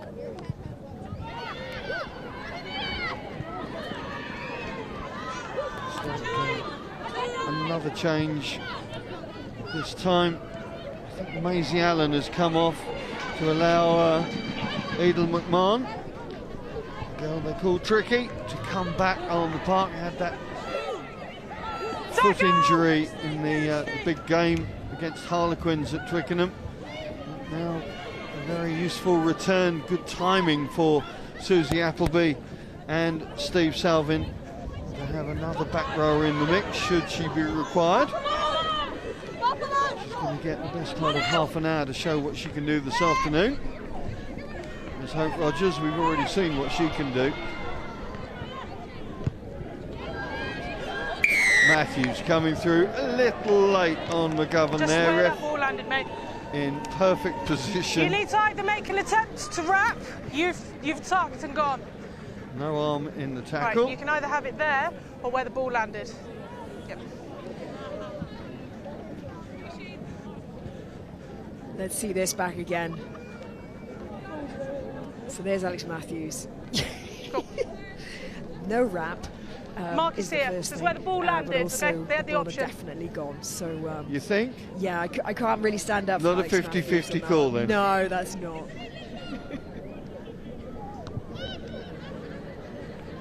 Another change as Alex. Sylvia Tarani comes on, presumably to replace Hope Rogers. Right, Simon, your button doesn't work, so you can't send people on when we're setting line-outs up. Callum, please can you help Simon? His button doesn't work. Are we making subs? Hat-trick hero Hope Rogers' day is done.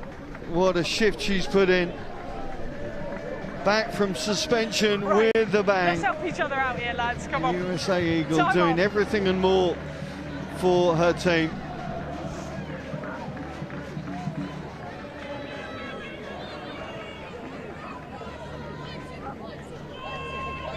Can you imagine a team with Hope Rogers and Sarah Byrne in it? The backs just wouldn't bother to play, would they? Because you know where the tries are going to be scored. 20 Gloucester out! Yeah, very true. Gosh, that would be exciting to see, wouldn't it? You wouldn't play. You'd be on the wing getting cold. Advantage. Advantage call again for the visitors. I don't know what the penalty call is, but no question who's had it. Oh, so they're unable to get there quickly enough, but it was free play. Yeah, lovely bit of creativity there. Why not? Like you say, it was free play, so they always getting the ball back if they lost it. It was just 5 or 6 inches too far in front. Look at this fingertip stuff. Gutted. Catching it on the full like that. Step on the inside. To come out and you didn't. Could have been a lovely one for the highlight reel. They may not have made the headlines in this game, but I do like the way that Robinson and McGovern work together, direct the right sort of traffic, put them in the right places, and for the most part make the right calls. You've been impressed? Yeah, I have, particularly McGovern as well. I really like her kicks in open play. We haven't seen too much of it. Just haven't needed to. You know, they've got so much dominance with their carry. That's why they're keeping the ball in hand. But in previous games, she's just bringing that extra little dynamic to the way that the Chiefs play. You know, she's a strong player as well. Good, stands up in defence, solid in that defensive line. So more advantage, 8 entry. Again, the penalty goes against Gloucester. I'm kind of amazed we haven't seen any yellow cards yet, really. Such has been the dominance of that Exeter pack, particularly in the red zone. Friday. Rebuffed, sent backwards, but ball's still there for the visitors.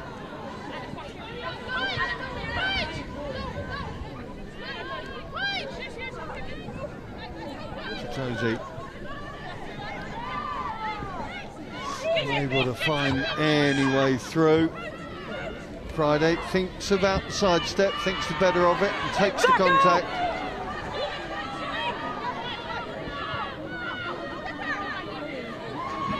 No way through for Tarani. Robinson whisks it out to Cantona. Cantona invited to a say-a-vu, which she does. Leach. Now on ball. Robinson trying to just bring the odd defender in from around the fringe to make a gap further out, Flo Robinson. Gloucester setting their line up.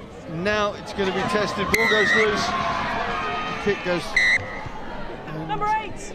Well, there is going to be a yellow card. It's going to be Siwan Lillicrap, who is going to be sitting out the next 10, I think. There's an accumulation of penalties. You were warned in the first half. It's carried on. That's a side entry. Takes one for the team in many ways, but this last one. The Gloucester Hartpury number 8 looks on in disbelief as she heads off the pitch. Entry.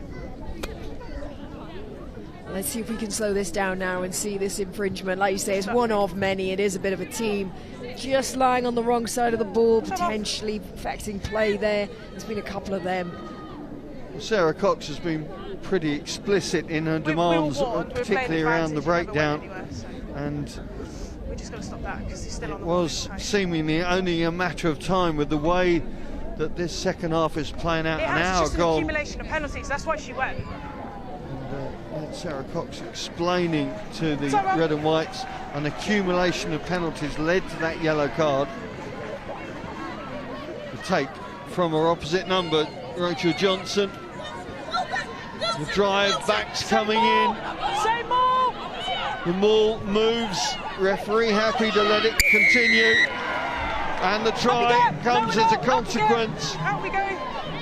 No problem. Stand up. Stand up. Come on. Let's go. I think it's Ebony Jeffries. Let's have a look on the replay. It's in the farthest corner of the pitch, so the most difficult identification. Let's see who takes it here. Jeffries there at the front on the left.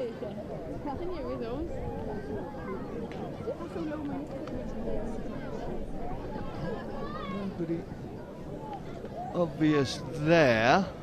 Potentially to Tutsi at the back, so she got it. You're going to have to help Simon out. The poor thing ain't got a button. I always feel like watching that is a bit of one of those magic tricks with the balls under the cap, and you've got to try and follow the cup around and find out where the actual ball is. Who's coming up? Who's getting the slap on the bum? Everyone is. I think we need That's great. CSI Hartpury into. It's a good team try, I'd say. Yeah, one for the forwards. Yeah, absolutely.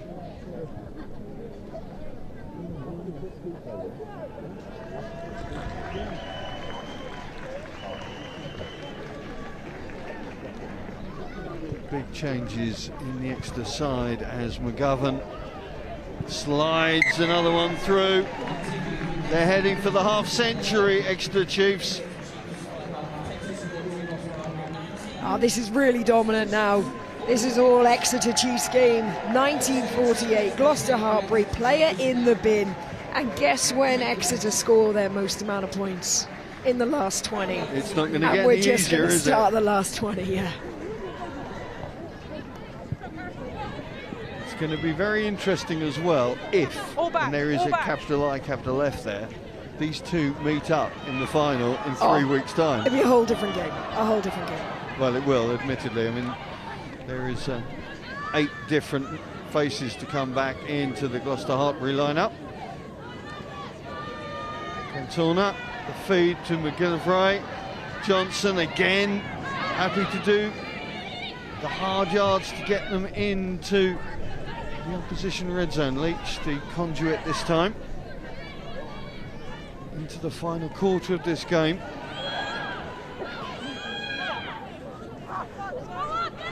Seven tries, Exeter running. Now having to go from a little bit deeper. You can see the team that's got the wind in their sails, can't you? Just looking at the contact.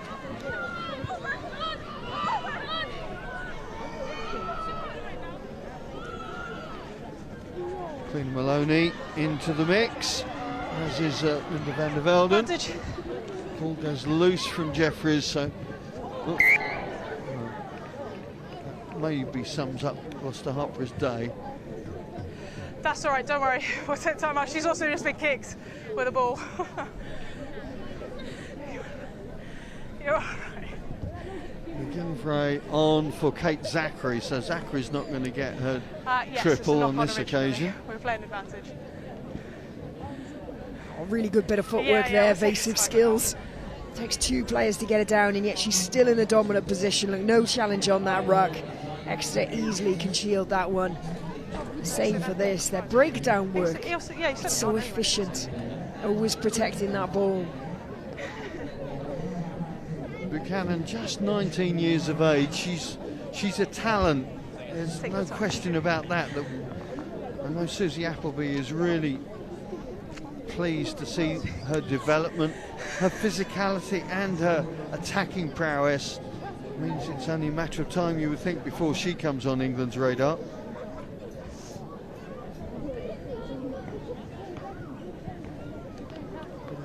Charlie Jacobi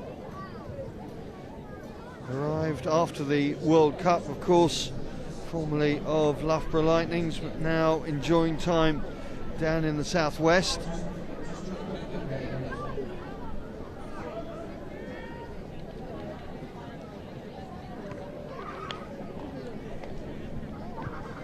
I'll give you a mark in a second, right? Just let her get off. This is a comic moment that, there you go. All right, time on. See the reaction on Lizzie Gordon's Water face. off! Water off! Now, are we back to 15 aside?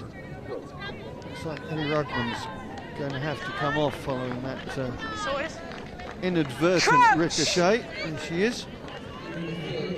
Bind! So Sophie Tandy on. Yep, that's you. Matthews, Alex Matthews, one of those dynamic back rowers that never seems to run out of fuel.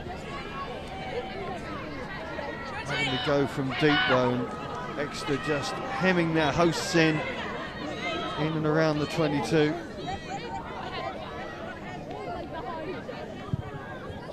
Bridger gets her kick away. Time off. Another player down. Looks like Sylvia Tirani, the Italian prop.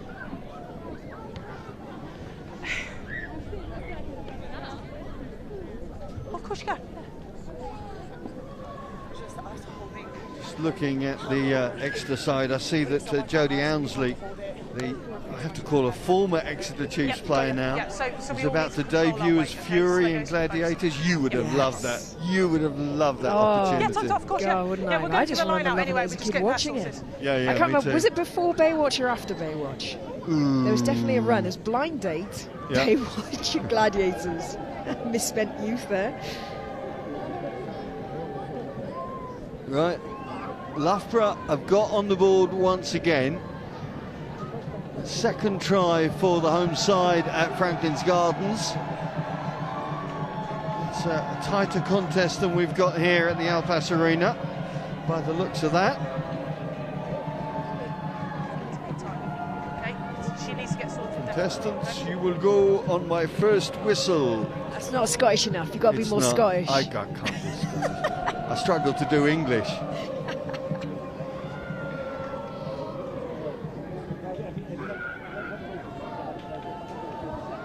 I'm never sure whether they're allowed to do the tomahawk chop now. I get very confused as to what's permittable and not in this PC age we live. I'm sure there'll be plenty of noise at Sandy Park next week, that's for sure. Whatever dynamic it comes. Still waiting for Sylvia Tarani to get back to her feet.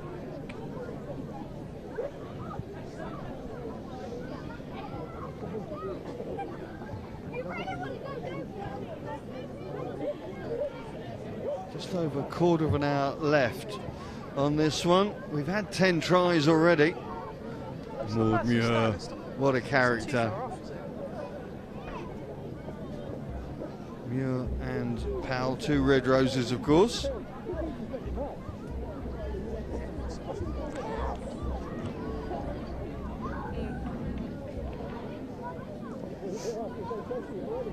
Muir, a former Wasp, and of course sad to see Wasps and DMP playing their last Allianz Premier 15s clash for now, and I stress that because we don't hope that the future will change. Of course, this is the end of the cycle. We move into a new cycle next season with the introduction of Leicester Tigers.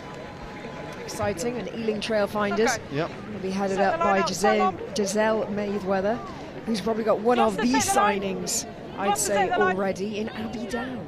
Yeah. Yeah, that's a rock star in the ranks, isn't it? Oh, absolutely. Just build your team around her.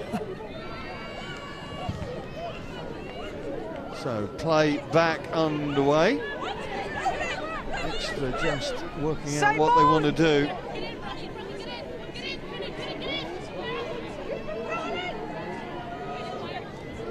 Into enemy territory they stagger. Broken away! Robinson, Cantona, McGovern out one. McGovern just stepping back in, showing good physicality, being an ever-present in this Exeter Chiefs lineup since the Gloucester game in round 1. Of course, there were so many players missing with the World Cup at that point. Bradley, all the way through there, but presentation is good. Jeffries comes on the charge. Kick the ball. Again, a penalty against the home side, and the stats Clearer came in, make kick the ball. pretty damning reading, I would think, for the defence coach for Gloucester Hartpury. Yeah, and as I mentioned earlier in the programme, they've really worked hard on their penalty count. The past 3 games have all been under 10 penalties for the entire game. I believe last game we only had 6. So they've been really good, but they've been games where they've been in control and they've been winning. You know, this is the first time in a long time that they've really been put under pressure, and they are starting to creak.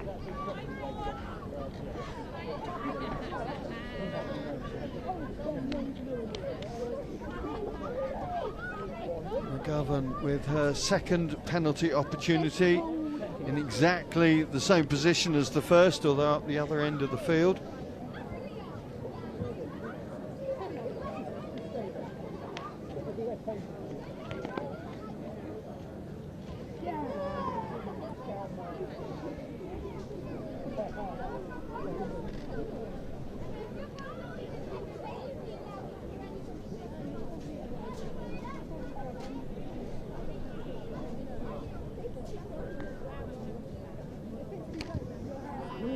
McGovern, a simple 9-iron.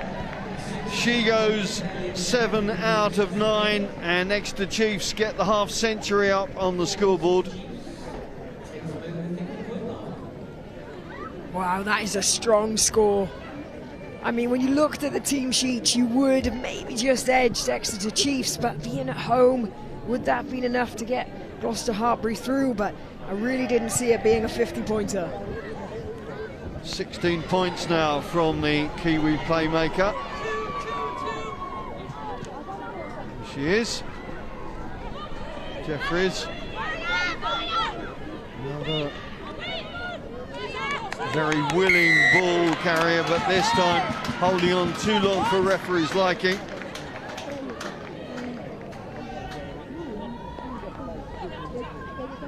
Yeah, not far off.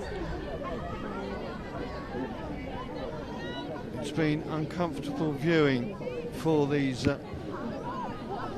Gloucester Hartpury fans near us, but appreciating the situation. What's happening? Now, let's have a look. Looks like Robin Wilkins is going to come on. My guess is for Liv McGovern. That would be a 10 for 10 swap, though of course Wilkins has played in the centres as well, and at fullback. Yeah, just going to say centre fullback. She's a really good utility player to have on the bench. Obviously want to make sure McGovern is fit and raring to go for next weekend. Same with Flo Robinson. There is McGovern with the clearance. I think that may be the last action for Liv McGovern. Just looking to see. 10, black. Yeah, it is going to be like for like. Susie Appleby pulling her prime asset off now to prepare for next weekend. Well done. Time up. Oh, she's putting a great shift, doesn't she? Yeah. Really cool, calm, composed. Pulled the strings really well. Yeah, her teammates really appreciating the efforts of Liv McGovern this afternoon. Now has 164 points from her campaign, her first campaign, of course, with the West Country side. Alex Matthews trying to light a fire in this Gloucester Hartpury team. Bridger, no way through. Good defensive work from Sinclair. Neve Jones.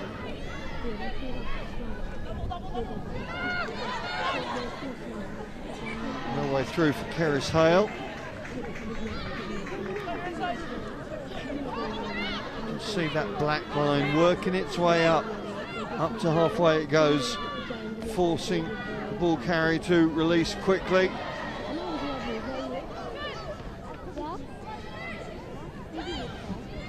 Drive for Kira Cooney.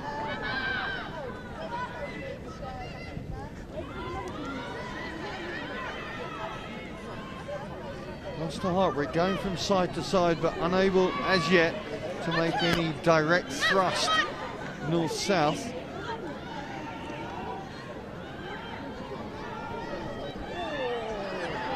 Still being forced to play in their own half.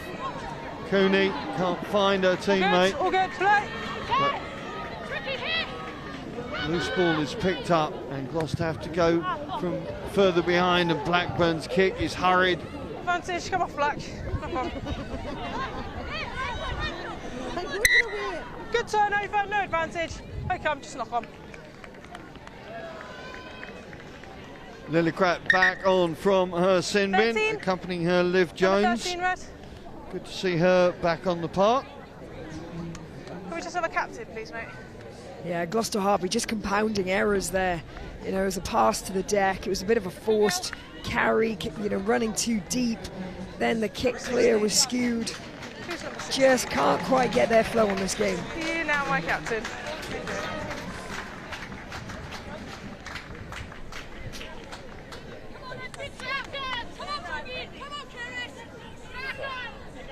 Come on. Into the final 10 minutes of this game. And Philippa, I'm going to start to get you thinking about who your player of the match might be. I'm guessing it could be somebody in black, but that's not a gimme.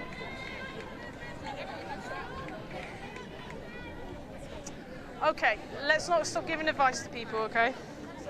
Right, height, okay? Hit up, hit square with each other. Up.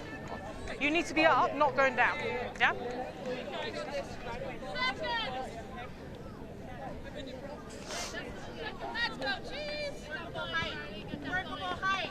Crouch!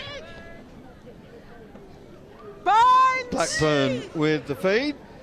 Set!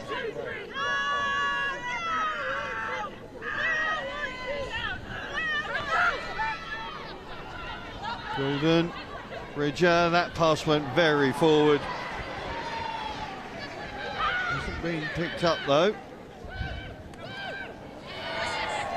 And again, black defenders coming up in the face of the ball carrier. It's Rachel Johnson again. What a performance it's been for the USA Eagle wearing the number 8 shirt this afternoon. Yeah, she's been absolutely fantastic. Defensively, she's really stood up. She's pushed players right back. And then, like we mentioned before, in attack, she just always gets you meters forward.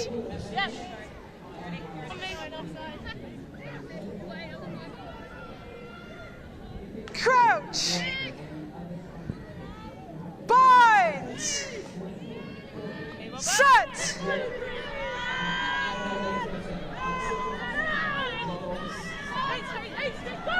Johnson it is who picks up and explodes around the corner.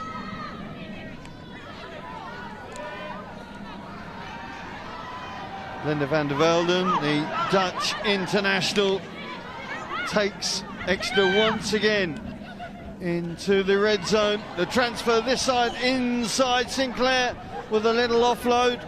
No way through for Bradley on this occasion, but Exeter keeping that ball alive.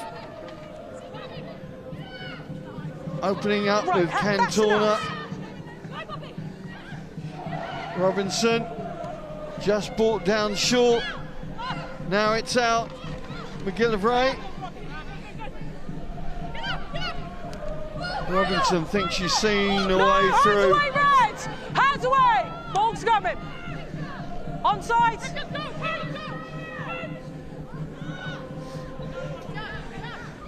Short! Short! Jeffries unable to pick the ball up there, but still, oh, now she's going to get a chance. Van der Velden. Robinson doing the dog and digging it out.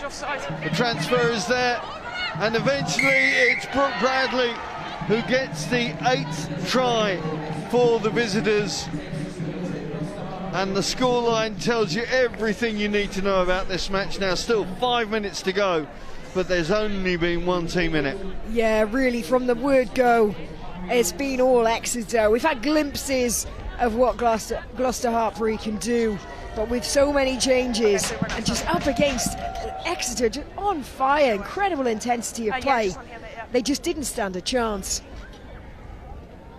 And 8 tries, I don't think anyone saw that coming. Congratulations to Bradley. That is her first appearance in the 15 shirt, and in defence in that first half she made 2 or 3 very important saves, and now shows what she's got in attack as well. We know her more as a scrum half. Indeed, she played in the number 9 shirt last weekend, but that flexibility and adaptability is so useful to Susie Appleby as to where she plays and indeed what she covers if she's on the bench. Gabby Cantona taking over kicking duties.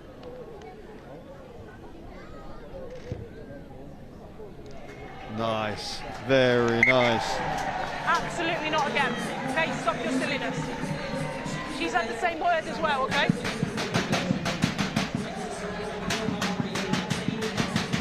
Enough. Well, you can see the Gloucester Hartpury fans around us just going, you just have to tip your hat to a better team 15 this afternoon. It's not the usual Gloucester Hartpury that we've seen. Have only lost that one game. Cool. Saracens came here, of course, and beat them. Yeah, no worries. Thanks, guys. Right. Time on. Brooke Bradley just limping off in front of me, just as I was praising her. So we will go into the player of the match in just a moment. Much as she may have been in the grid, I suspect she isn't going to get the gold medal, but we'll find out from Philippa Tutchett, whose check has cleared.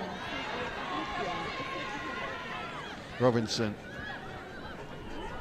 Cantona moving out to with the feed, but the pass just not going to hand. Right, okay. Who is your Allianz player of the match? Well, look, to be honest with you, there are many names in this Exeter Chiefs team that could have put this up.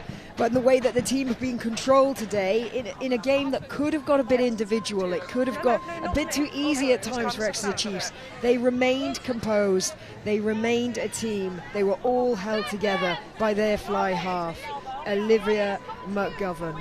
She is absolutely fantastic. Crouch! She's a real asset for Exeter Chiefs. And as much as Hope Rogers has scored amazing, Zachary has scored amazing tries, it's all come from the play from Liv McGovern. So absolutely, hats off to you.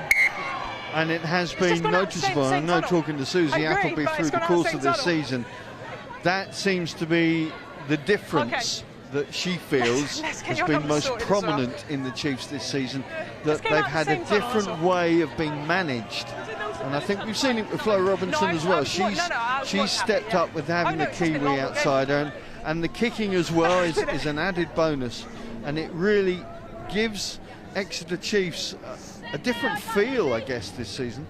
Yeah, I think previously, you know, they played some lovely rugby, but they would always be a bit too off the cuff. At times you do need someone to put the boot to the ball and get them a bit of structural position, a bit of territory, and she just brings that, but with that classic Southern Hemisphere Kiwi influence, and she wants to turn it on and just play off the cuff. Okay, we haven't had a problem with stability all this game, but now we do, okay? Last couple of minutes left of this contest. Keep your height.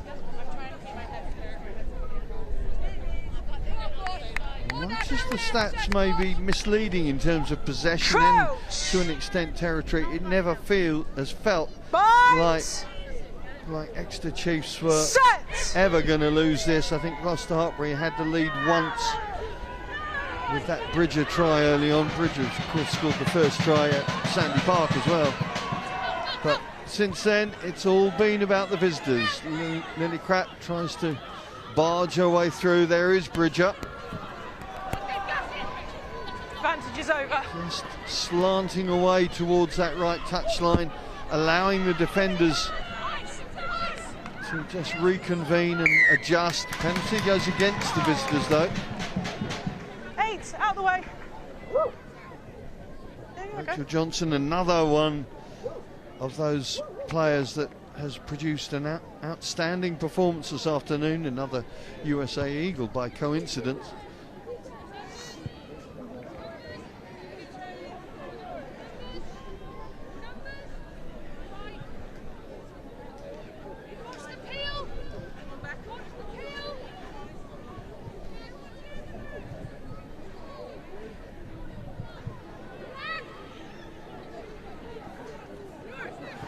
Line out not going to plan in any sense of the word. Ebony Jeffries picks up the pieces.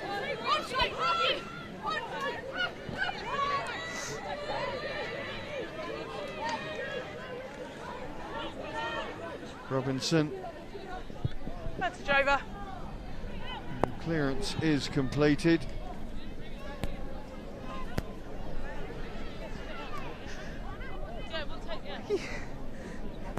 Well, a beautiful day here in this part of the world. It really has been spectacular conditions, but not the performance that the home fans were hoping for. Everything that the visiting fans were looking for has come to pass.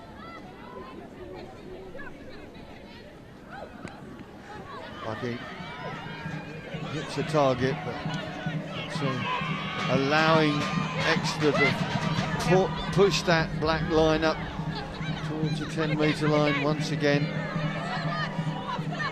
Neve Jones, Keris Hale desperately trying to get them onto the front foot, but such has been the defiance of the Exeter defence. It's been a rarity.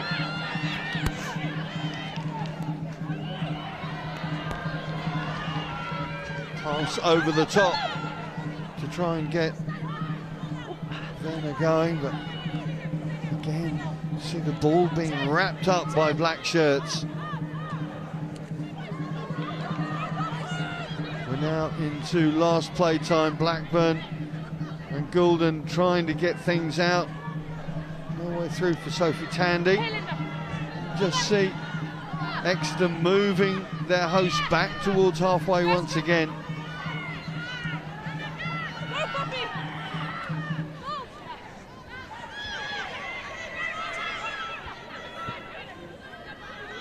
You're pinning her in. Your ball is available. Just Leave holding their line, holding their concentration. No, off feet, off feet.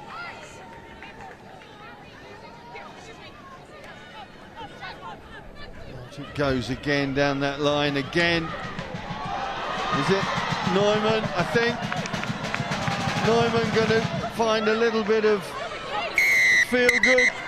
There's going to be a yellow card, I think, here for where that foul was called. There's one of the extra players down, and they're calling out. Stop. I've got it. She's just been binned. Enough. I think that is Nancy McGillivray, if numbers are to be believed. It's Cleena Maloney who has got the yellow card.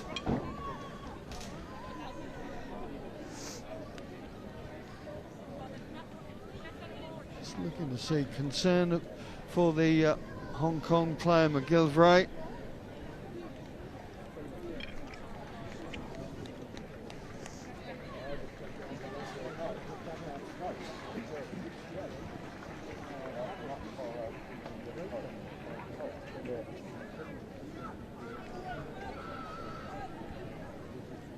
Slowing down of the ball inside the 22 was more than enough for Sarah Cox, as we see the Welsh winger working her way, slaloming through once again.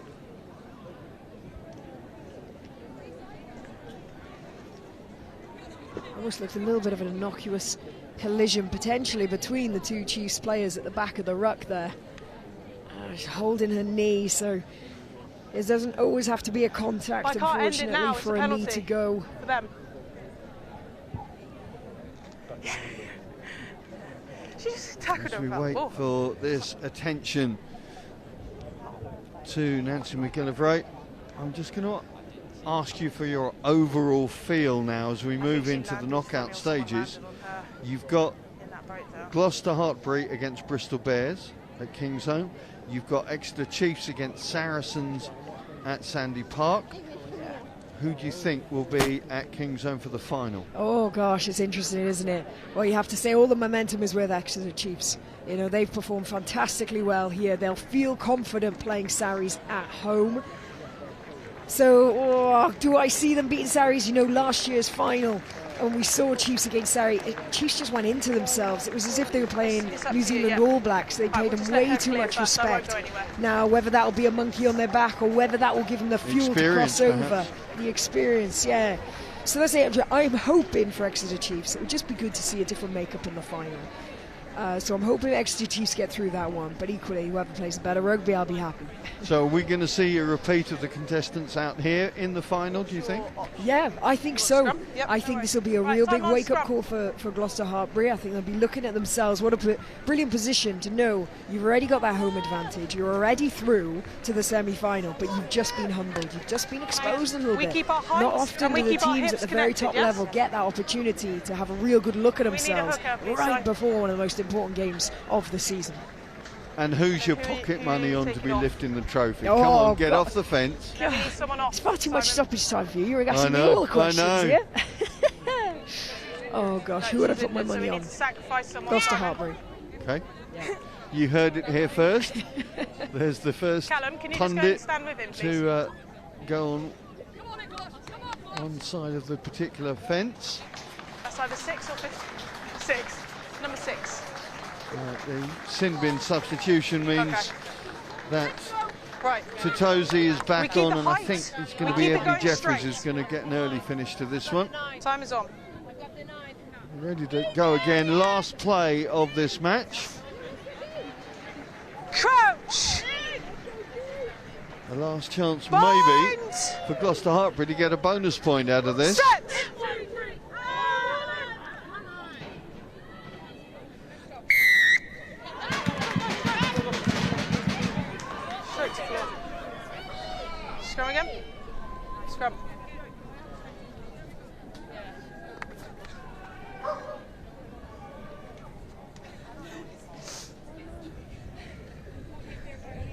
set for the final drama. Get your height. If drama it can be called. This game was pretty much, Crouch. you felt, sewn up by, well, certainly the beginning of the second half when Rogers went over for a hat-trick. 36-12 at that point, and there didn't seem to be any way that Gloucester Hartpury were going to derail the Exeter Chiefs Express that we'd seen. Yes, line. Yes, now. Lillicrap leaves it for Blackburn. Spun out on the bounce. Good pick up. Your feet, let go. Ball's there. Cooney waiting, but it's going to go wider. His next taxi off the rank. Blackburn keeping things moving. Exeter staying fixed to their task right to the death.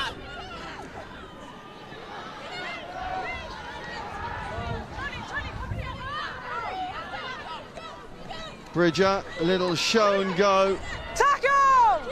To no effect on this occasion. Buggy.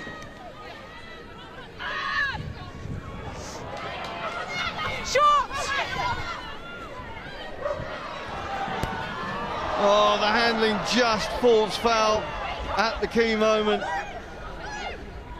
And it's going to allow Exeter to clear their lines and clear this game with a hugely emphatic performance. We now know who the semi-finalists are and where they're going to play. It's going to be Gloucester Hartpury against Bristol Bears at Kingsholm. It's going to be Exeter Chiefs against Saracens at Sandy Park. And Susie Appleby's side doing everything that they needed to do this afternoon. We talked, Philippa, about which team had the most desire at the beginning of this, and I think we've got our answer there. Yeah, I think very clearly we found out Exeter Chiefs, how much this means to them. And they turned up in every facet of the game. Really good performance, entertaining rugby, defence was incredible, and they didn't give up to the dying minutes. Absolutely brilliant. And to run in 4 tries in each half highlights the impact of their attack and their composure in many ways, because it wasn't all about possession and territory. They had to make the moment count, shall we say, when the ball suddenly appeared. Yeah, absolutely. They were very clinical off those turnovers that came from that dominant defence. So they've really laid down a marker, you know, and it's enough of a marker to say, okay, we appreciate you maybe we're missing a few players, but we put 58 points on you. Now, are those few players that points difference? Yeah. We may find out, we may not. They've got to go on to the next hurdle now of trying to take on Sarries. And of course, having had back-to-back defeats on the road against Bristol Bears and then Saracens, yes, the Wasps win was important last week at home, but to come away to Al Pass Arena and win where they've won before, 2020 I think was the last time that a home team has won this encounter. So they're used to winning here, but just that resolve to know that they've got that confidence back. They've got the nous. I struggle to use the word mojo because I don't think that ever went. But, you know, the win is so big and so important that will really give them an impetus going into the semi-finals next week. Yeah, absolutely it will. They couldn't have done any more today, so they've got to now just polish up, make sure everyone's rested, recuperated, and go out as hard as they can against a team like Saracens. They are wanting to be in that final. With due respect and familiarity, of course, so many internationals from the same teams within the red and white and black ranks there.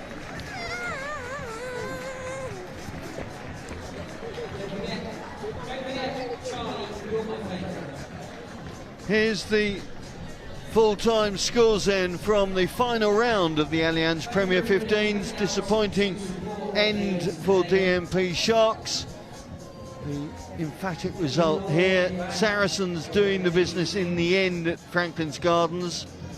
A tie at six ways. Worcester Warriors and Harlequins, nothing between those two.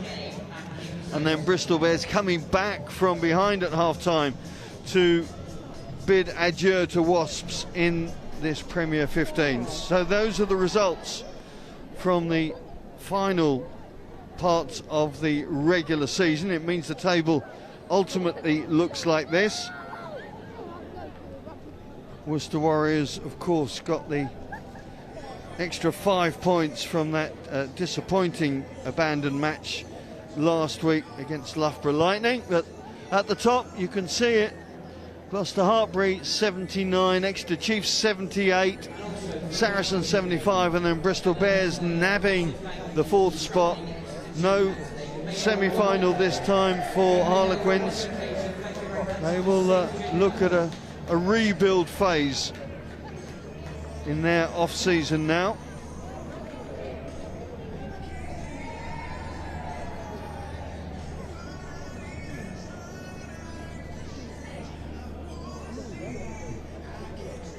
Just take a quick look at some of those quite remarkable tries. We saw Maud Muir setting up the first try for Sophie Bridger to finish things off. Bridger scored the first try in the round one game at Sandy Park, scored the first try here at the Al Pass Arena, but it wasn't to signal a similar outcome for the Cherry and Whites.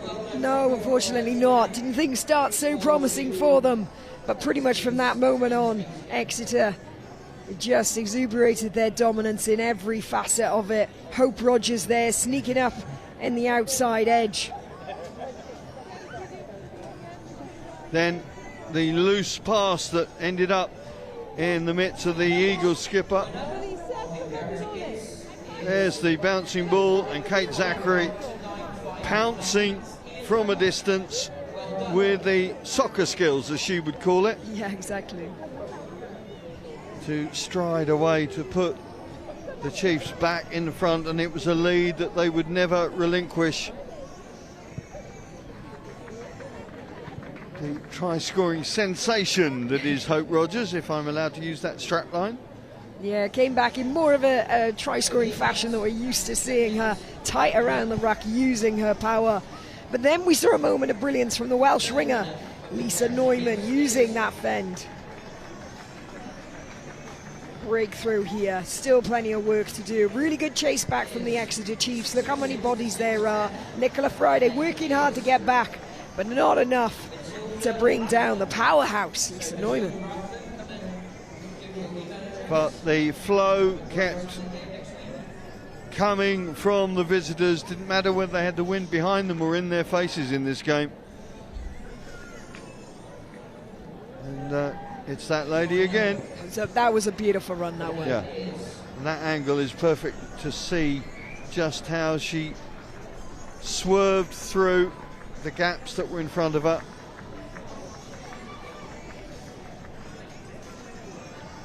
I think this is Hope Rogers' hat-trick.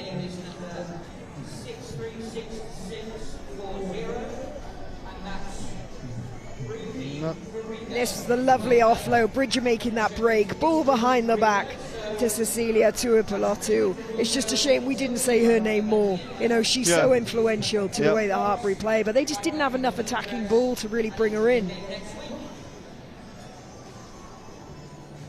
This was Rachel Johnson's effort, and what a gargantuan performance she put in at number 8. Another try soon followed, though we have to say we still don't know who scored this one.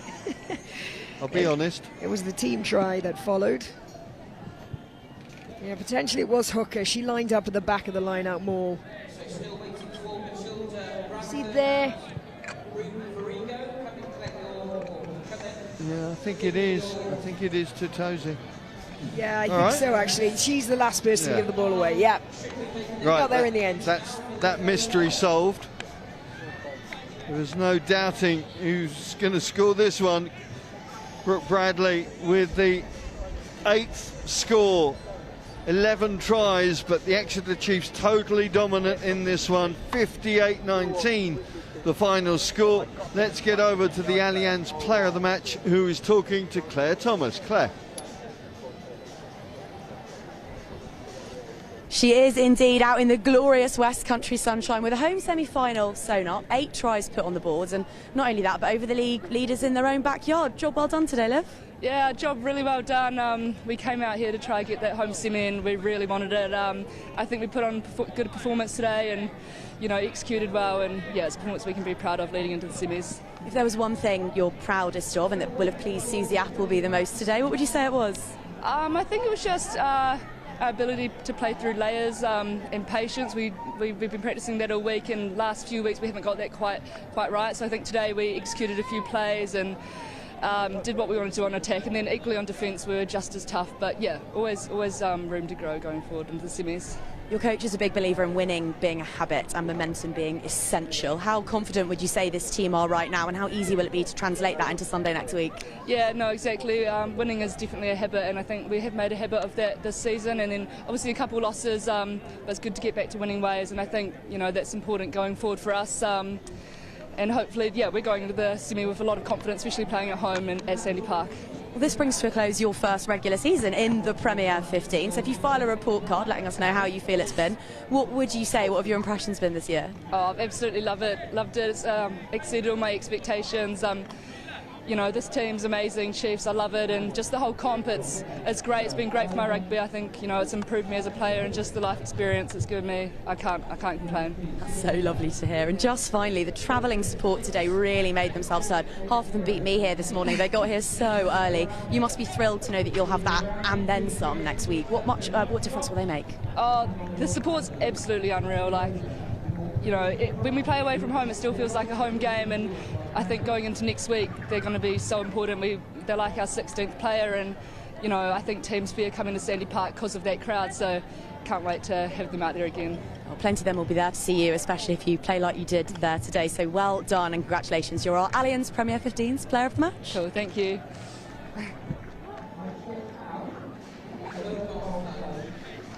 So, happy shots here at the Alpaz Arena. As you can see, everybody enjoying the fun in the sun, though not the outcome that the home fans would have wanted, of course, but it really is a great mix here.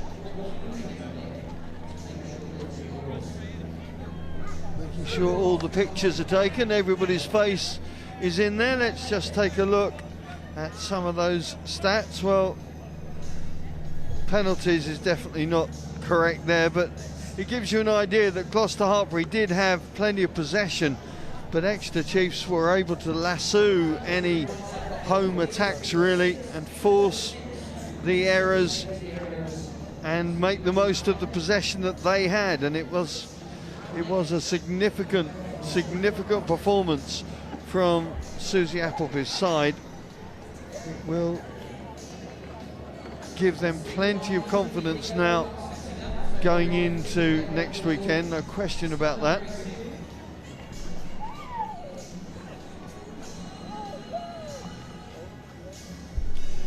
So, coming up, it's semi-finals weekend next weekend on Premier15s.com, also on BBC Sport and the BBC iPlayer. Saturday at Kingsholm, Gloucester Hartpury welcome their neighbours at Bristol Bears. That's at 3 o'clock. Sunday, well, Exeter Chiefs will be at Sandy Park to welcome Saracens with a little bit of home support. They'll be looking to take a place in the final, which is back at Kingsholm. Saturday, the 24th of June, a fortnight later, the final of the Allianz Premier 15s for 2022-2023. It's going to be fascinating to see through these 3 matches who is going to be lifting the trophy. That's enough from me, Simon Ward. Let's get back down pitch side and see who Claire Thomas has got with her. Claire? All right, dead leg, fingers crossed. Oh, okay. Well, Simon, you asked me who I've got. I've only got the two head coaches of the sides who will be at home in the semi-finals next week, which is really pretty exciting. I mean, finishing first, finishing second. Sean, I've got to come to you as the table toppers. What's been the difference this year at Gloucester Hartpury, and how good does it feel to know that you're top of the tree? Yeah, when you finish top of the league, it's always very pleasing. Look, the new girls that we brought in this season, they've been outstanding, and they're part of that family, is what we're about. But you know, some people say your backline's changed. It hasn't changed. The key thing is making sure you win those collisions, and that's something that Exeter did today, and full credit to them. They really did. Susie, what pleased you most about that performance? Because Liv said just then it was accuracy, reliability in all parts of the game, but I'd love to get your perspective. Well, yeah, it's just what Linny said. You've got to dominate the collisions in this league, because that allows you the front foot and it allows you the freedom to play. And it wasn't for 80 minutes we won them. You know, they were winning their own, and then you could see what damage they could do. But that's, you know, accuracy comes from that. You know, if you get that bit right, then you're playing on the front foot, and accuracy is much easier on the front foot than going backwards. I bet it is. Sean, discipline today was something that it looked as though your side was struggling with after it being a real strength of yours over previous weeks, previous rounds. How concerned were you by that? Can that be fixed by next week? Oh, it has to be fixed by next week. It's Cup rugby. But then again, it goes back to winning collisions. They were dominant in the collisions. We had players trying to fix problems which they shouldn't be fixing, and then they were just giving away those penalties. So yeah, it has to be fixed by next week, because it's Cup rugby. Well, you mentioned it's Cup rugby, Susie. That's something you've got a little bit of experience now in the Premier 15s. Your second season through to the playoffs. You might not be willing to share your tricks of the trade with Sean, but if you had one tip for him ahead of his first week coaching a Premier 15 side in a semi-final, what would it be? Do what you're doing. You know, you don't get to the top of the table, or for us second, you know, and scoring lots of tries and getting lots of wins with bonus points, etc., etc. You don't change anything when you get to a semi. You just got to be that little bit more accurate. You know, take your opportunities, because they're going to come fewer in the next, hopefully, 3 weeks for us both. And then the results start to take care of itself. I know it sounds straightforward, but it is. It's a simple game if you get those bits right. Does that ring true for you, Phil? You've played your fair share of knockout rugby. Don't be honest, does it? Yeah, it changes in regards to the emotions, but that's the one thing you've got to keep under hat, and that's where these guys come in. But it also the culture of your team and how you've prepared for every game leading up to this. And you know, like both coaches here have gotten themselves into a position not by fluke, not by accident, by a good culture and then good players. So it's going to be exciting, and my heart will be torn as to who I'll be cheering for. It's going to be tough. They're going to be absolutely brilliant, and of course both broadcast live on BT Sport and on Premier 15's channels. I've got to ask you both, we had two concerning injuries in the latter stages of that one, which is of course the last thing we want to see at this stage of the season. Any news on Alex, any news on Nancy? We're really hoping particularly that one looks less severe than it looked. Well, fingers crossed on Alex. It's just looking at dead leg, so fingers crossed all will be okay. Probably not so positive on Nance, but we'll have to see what the docs say. You know, I'm no medic. It just didn't look very nice in that breakdown area. So we'll see. Absolutely, we'll keep everything firmly crossed for the pair Thank of you. them. Everyone else did manage to leave the field unscathed. And Sean, I just wanted to get your thoughts on some of the youngsters that you put out there today, because of course result got away from you and Susie. I mean, 8 tries on the league leaders is not to be sniffed at, but did some of them stick their hands up? Are you going to have a lot of headaches this week, narrowing your squad down to 23? Yeah, certain individuals did stick their hands up, and you know, and it was just about getting some girls some game time opportunities out there today. You know, Maud Murr was outstanding. She just gave us that go forward. Sam Monaghan will always bring you that physicality, but yeah, you know, and there's some girls who, Lisa Neumann, she come into her own and just getting that game time and being physical. So yeah, the selection headaches, and it's what every coach wants, and making sure that environment is a competitive environment next week. So actually, Susie, are these some of the toughest weeks in the job, where you have an incredibly deep squad just chock full of internationals and young English talent coming through, and you've got to narrow it down? Yeah, it's tough, isn't it? You know, it was, you know, you mentioned players. Hope Rogers was massive coming back in for us today. We've really missed her in those last couple of games. You see what she does. She's very destructive. She's an amazing carrier. But back to that go forward, that enables Liv, who, you know, you guys picked as player of the match, to be able to pull the strings and do what you want to do, not are forced to do. So yeah, of course it's tough. You know, you've got international players across the board, and then who's on your bench, and it's the balance of the squad that's the most important thing. moving into these latter stages. So it's really exciting. It's a great place for us both to be. You know, to go home to Sandy Park is massive. For Linny to play at King's Home, you know, is massive, because I wouldn't have said it before the game. Would have taken on Sarries anywhere, but I'd rather play them at Sandy Park than up at the Allianz. Of course, is it called? No, it's not called that, is it? Stone Sorry. A lot of Allianz. We're the Allianz. Yes. Phil, I'm going to give you the final word, actually. What are the odds, do you reckon, of seeing a new name on that trophy this year? Oh, gosh. Neither of these two can say it, but I'm going to pass that one on to you. Yeah, just check that grenade over here. Yeah, very high, and fantastic for the league to see that we're seeing different teams rising to the top and playing a good brand of rugby. It's entertaining stuff, so yeah, I think it's a very high chance. How exciting. Well, we're just about done here at the Alpas Arena. Thank you so much for your insight. Thank Congratulations on making history, finishing top of the table, the first side to ever do that other than Saracens, and the second highest points tally in the history of the league. And congratulations for coming here today and putting on 8 tries. I mean, impressive, really impressive. Very. Really lovely to get all of your thoughts. Phil, fantastic Thank to have you. your analysis, and thanks for the chance to chat to Liv. She's really great, isn't she? Yes, she is. Thanks to all of you for tuning in and for all of your support throughout the season. Make sure you stay across Premier 15's channels and tune in next weekend, because Gloucester Hartpury will be hosting Bristol on Saturday before it's down to Sandy Park, the 3-time champions, looking to overturn the lean green machine of Susie Appleby. They're going to have their work cut out. Thanks for stopping by, and we'll see you very soon. And Gloucester Hartpury back in the game. And Gloucester in again. Queens have a third try. It's a chance here for Bristol Bears. Excellent achievement.